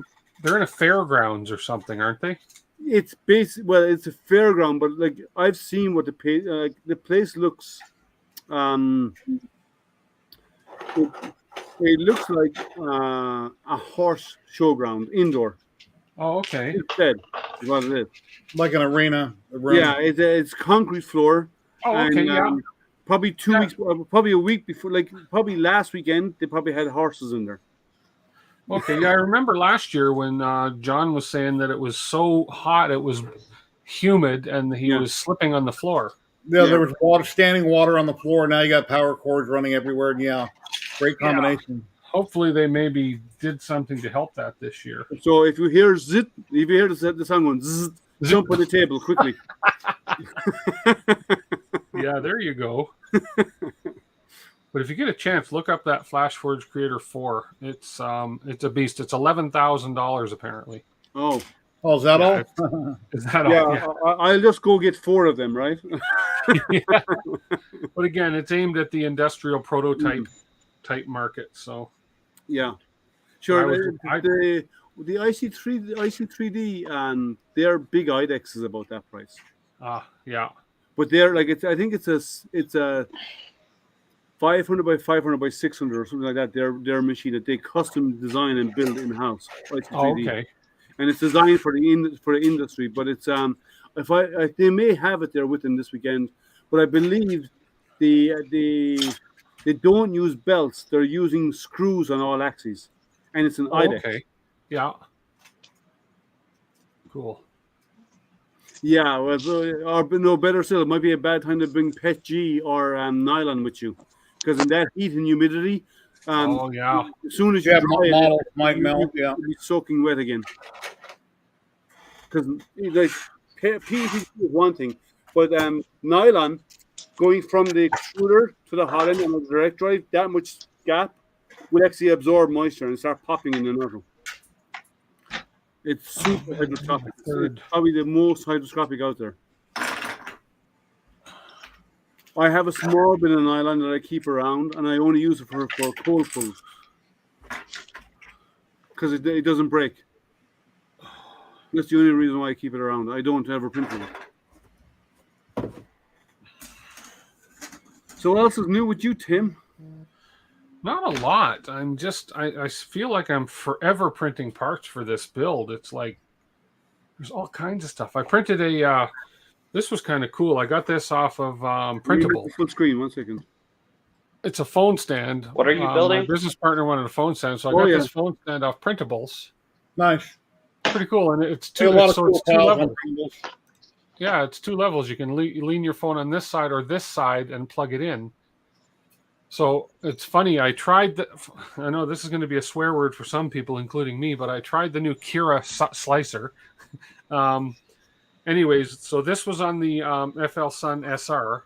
It took 4 hours. Kira said it was going to take 3 hours and 8 minutes. It took 4 hours and 12 minutes. And I have another one printing on the Focus at the office, which says it was going to take 11 hours. So what a big difference in the two printers. So Yeah, we'll Doc said the Voron is an overwhelming number of parts. Oh, it is like I've got accent parts here. I've got a bin of black parts here, and I've got another bin of black parts here. Okay, I have a question. And I've probably got twice as many left to go. I have a question for you. Yeah. What accent does the part have? What accent? Yeah, what accent? Oh, I meant It's gonna be a bumblebee when he's done. We know I'm making fun of you, right? Yeah, but not accent parts. What's the word I'm looking for? Oh man. You know what I'm talking about. I know what you're talking about, but I just so you did What's the accent. word? What accent does it have? Talk about a brain fart. The word's escaping me right now. Accessory, not accessory. No, accent is right. Is that right? The accent color? Yeah, Okay. but I'm just playing with Obviously, words. it's got my accent because it's going to say it's going to be done in a month. In about a month. In about a month. Let's see, Oh, and I'm Lordy. talking only about functional parts. Yeah, you can do a lot of additional stuff to it as well. Oh yeah. Well, I'm gonna maybe after I get it all built and everything, I may look at modifying it for that water cooled hot end. That would be a good machine for it, actually. That'd be a great machine for it. So The only I don't thing know. the Voron I is not- assume it's. The Huh? one thing the Voron is missing that you could always add to it is a heated chamber. Where you could add heat to it, yeah, because it's fully. Is it fully enclosed? It is, but you'd have to Yeah. seal. You'd have to seal the bottom and separate the electronics completely, so Yeah. so the heat would not go down to the electronics. So underneath, you'd have to add a panel underneath and raise it a little bit to add the electronics. That way, then you separate the electronics from the chamber. That way, Well, they are separate because there is a panel that's going to go on the bottom. The electronics, like the 01, they go underneath that panel. And then there's a panel in the back that separates the electronics from the back. Well, if it's fully sealed off, it's okay, but you don't want the heat coming out onto the part. No, you don't want creeping on that. No, Yeah, because it'll cause problems. But if it was if you added a heated chamber to it, then you could print almost anything with that, with the H2O. Yeah. on it. And I wonder if it's a high flow nozzle. I don't know.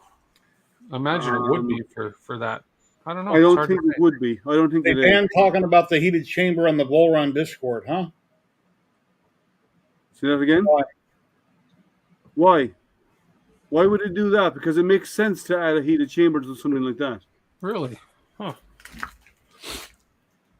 That sounds crazy that they do that because it's a printer designed to be modded, right? The overall core That's tech is kept, and you can mod it as much as you want. Yeah, that's the overall. That's the overall feel or theme of Vorons, right? So, Yeah. The only thing I would do with because they were so close, I would probably add another frame underneath it. Oh, this is safety issues. Oh, okay. Safety issues. Okay. Yeah, but I would add a frame on it to raise it up a little bit more and put an air gap, like a good air gap between, like you have the raised area right now underneath. Yeah. I would go below that again and put the electronics down there to give a better. So you have a gap. Yeah, separation. cooling area for the electronics, and an Yeah. additional fan too for the heat that might seep through. Well, you wouldn't get any because you'd have such a large gap between them. It probably wouldn't transfer. That's true. And heat rises. That makes Yeah, sense. Yeah. heat goes up. So by not just having the panel in there, but have a panel, a gap, and then another panel where you mount electronics underneath it, that thing gives you a better separation. Too many new people. Okay. People who don't know how to take care of and manage and maintain their machines and how to do stuff right. Oh, no, I get it. But I'm just saying that it would be an ideal build for that. Actually, so would a rat rig. Yeah, the rat rig would be. You'd have to build a cap over the rat rig because there's no lid. They The sell a Voron kit. has a lid. They sell a kit for the rat rig for the lid, but I wouldn't buy it. All it is some more extrusions and some acrylic pieces and stuff. So it would be easy to make one. It's hinged, isn't it? Yeah, it's hinged. Yeah. Yeah, they just sell the kit to make it easy and convenient. But rather than pay for that and have it shipped over, it'd be easier just to source some extrusions here. But doesn't the rat rig, does the XY axis stay within the extrusion or does it overlap? It stays, the XY axis stays within. Okay, so then putting a lid on it would be fine then. Oh yeah, all you have to do is have the lid high enough to clear the cable loom. Yeah, So, and now that like you just make it 6 inches high, it should be fine. More like 12. Oh, another foot on top? Okay. Yeah, it's about a foot of a cable loom because the actual print head sticks up about 5 inches on its own. So Oh, yeah. okay. These prints I'm making are making me money. Sorry? The guy at work. Money! He's gonna pay me. Money! They're clips for the sun visors in like a older Volkswagen style van. Okay.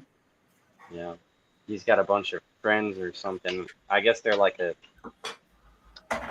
he goes to like car shows and stuff with But them. if you had one, you could model it off the same one and do test prints to get it right. Yeah? That's all. You need to get one of them to measure, though, to get the settings, to get it all configured right. That's what I did. Yeah, and then do some testing in PLA, and once you get it right, then do it in PETG to make it strong. Yeah, I already gave him the ones in PETG, and he's had them in his car like all summer, and Yeah, he said they're PETG working is fine in the car. great. PETG is fine in the car. PLA will warp and melt. PETG Oh, yeah. will withstand it. ABS would be better, but it does stink printing ABS. Nylon would even be better again, but nylon is you need a chamber, and it's harder to print. It's very difficult. You probably need like a steel nozzle too, huh? You don't need a steel nozzle, but when you go into stuff like nylons, you're probably you need a high temp hot end.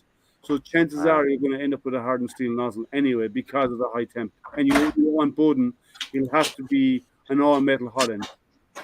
So I bought an all metal hot end for my ender, and the like the core or whatever that's inside is titanium. That's fine. And it said it can do up to like 500 degrees. So. Yeah. But when you're doing an all metal hot end like that, don't use it for PLA. Use it for PETG and higher. PLA likes to be printed on something that has a Bowden tube or at least some PTFE lining, because it has a tendency to stick to the walls of all metal hot ends. So you have to be really careful with it. It can. That's why you season them with olive oil or something. Yeah, some people season them, right? But but if you do, if we're doing PETG or anything hotter than that, an all metal hot end is fantastic. Yeah, PETG's kind of turned to my filament of choice. I just like Milan, it. hi, how are you? We've got about 3. We're not going to stick around much longer, Milan. We've come in at the very end. Milan. We're look at that cute little printer. The Amazon must be on lunch break. 3 stops away. They've been there for like 20 minutes. I keep refreshing my page. Maybe. Okay. 275 degrees. Let's maybe what they used to say about the mailman is now true for the Amazon driver. Yeah. Well, Amazon usually pretty good about delivering a USPS. They suck. Actually, that belt printer is coming from UPS, not USPS, but UPS. I might chase down those guys about that Voron option again. I'm going to be doing an unboxing on a different enclosure for a laser. I've got a tracking number. It's coming in a few days from a different company. Can I guess? I've got another enclosure coming from a different company. Want me to review it, do a video on it? Can I guess? I forget the company name. It's for another enclosure for a laser printer. So it's not the X-Tool guys, it's someone else? Yeah, it's not them. Okay, because they released an enclosure recently as well. Yeah, and a different company. X-Tool won't send me anything because I didn't make them any money. No. Bottom line, they sent me their printer. I've done a great review on it. I thought I'd done a follow-up, and I plan on doing more videos. And then I wanted to check out this or that. And they're like, no, try to get a discount. No. So, yeah. they're just worried about how many people use my link to buy their products, which is fine, but a lot of people might be influenced by different people online, but that doesn't mean you're going to go out and use that person's link. You might forget about it. You might use a different link. You might use no link, but that particular person might have influenced you, but they don't seem to care about that. You know what? Because I have to admit one thing. That's part of the reason why I did this. Yeah. Because they were not nice. They were not the easiest company to deal with. And I've been on their community recently, and I posted that link about that. And their community is kind of like them. They're not the friendliest people out there. So you know what? They are what they are. But I found that their community, and they're not. Well, every company's out to make money, and I understand that. No, I understand. It's just I found that Tim is burning himself again. No, just on the filament coming out. But I found that the community reflects the company, and from what I've seen, they seem to match. So, like in most other places, if you post something that's not by that company, but it's cool and it's a nice addition or it's a nice option or a nice alternative, people think it's a great idea and they say it's great. They don't come out and blatantly saying what is the point and all this kind of stuff and why did you do this and all. This is what I came across. So a few years ago, I used to use a lot of Arion filament, and I would post on their group my filament. Well, as soon as they came out with their own printer, a certain person with their company didn't want my post on there because it wasn't their printer. I said, well, you wouldn't send me one to review. It's still your filament. I think you ought to give my post a thumbs up and make a comment. I said that to him privately, and then he went and did it because then he understood what I was talking about because they were all about filament. And then one day they came out with a printer, and then, okay, cool. Well, yeah, no, I agree. If they send you filament and you promote the filament and it's on another printer, well, that's what you got, right? Yeah, it doesn't matter what printer it's on. Yeah. Oh, by the way, Tim, Duff wants to know. He said, "How does the spool smell?" It smells good, and actually, there's no taste to it. You ate but, it. Oof. Let's see. Did Uber Eats deliver it? Yes. Okay, here we go. We're printing. Get one of them chocolate 3D printers. You know, there's only a handful of companies that do them, and they are they're not open to sharing to get it out to people to review. And I've been trying, but I'd like one of those chocolate printers. It'd be fun to play with. Even some of them are mods to an existing printer that you add to it to print. And you know, some companies are easy to deal with, some companies are not. That's what it boils down to. Some either like what you do or some they don't, and it depends on the person as well. My package is almost here, so if I run away, when I come back, you'll be gone. So probably. I hope everybody has a great week. I hope you have fun at MRRF, and I'll see everybody Saturday. And hopefully, if you have time, pop in. Hope you have a great time. Take lots of pictures, film some video. Yeah. And everybody have a great night. Let's see who's out there. I'm going to head out to you guys. Have a good night. Okay, I'm going to raid over to Sitlord Brit because we haven't. I haven't raided her in a while. So let's raid. So those who are on Twitch, stay on. Anyone who's on Facebook or YouTube, you can't raid. But anyone's on Twitch, I'm going to raid over. Just let me get that set up. And we'll raid Brit and say hi to her. She's going to be at MRRF, so I'll see her there. So guys, thank you again for hanging out with us. Thank you for popping in, Tim. Yeah. And thank you for the stickers. They're fantastic. Awesome. I'm glad they showed up. There'll be many of them spread around Saturday. Good. And again, guys, thank you. Remember, I'll be on again next Tuesday. I will not be streaming this weekend. I am expecting the printer in, but I will not be streaming that printer this weekend. If it comes if it comes by Saturday, I might do a live unboxing of it on Sunday. But it is a refurbished machine, so. But I will be doing some. I will do it at some point, and we'll get that bell printer up and running, and get ready for Toys for Tots because hopefully that's coming quick. And I'm going to annoy IC3D on Saturday to find out exactly when, and I'm going to encourage them to start sending me 10 kilo spools, so I can get the bell printer put to full use in high production. Yeah, that'll be great. Yep. So let me get ready for this raid. And we'll raid over to Brit. She's got 30 people. Let's increase her number. Perfect. Let's see how many. Let's see. Bang, bang, bang. 5 users ready. 7. I'm waiting for the count to go all the way up. 11 people. Let's go raid Brit. Thank you again, guys. Go say hi to Brit. Follow her. She does really good stuff. She does 3D printing and she's into cosplay. And tell her we all said hi. See you over there in a moment. Thank you, guys. See you later, Liam. Raiding now. And we should be over, yes? I think we're over. Okay. All right, Tim. Thank you again. Okay. Take care, my friend. Talk to you later. Bye. Yeah.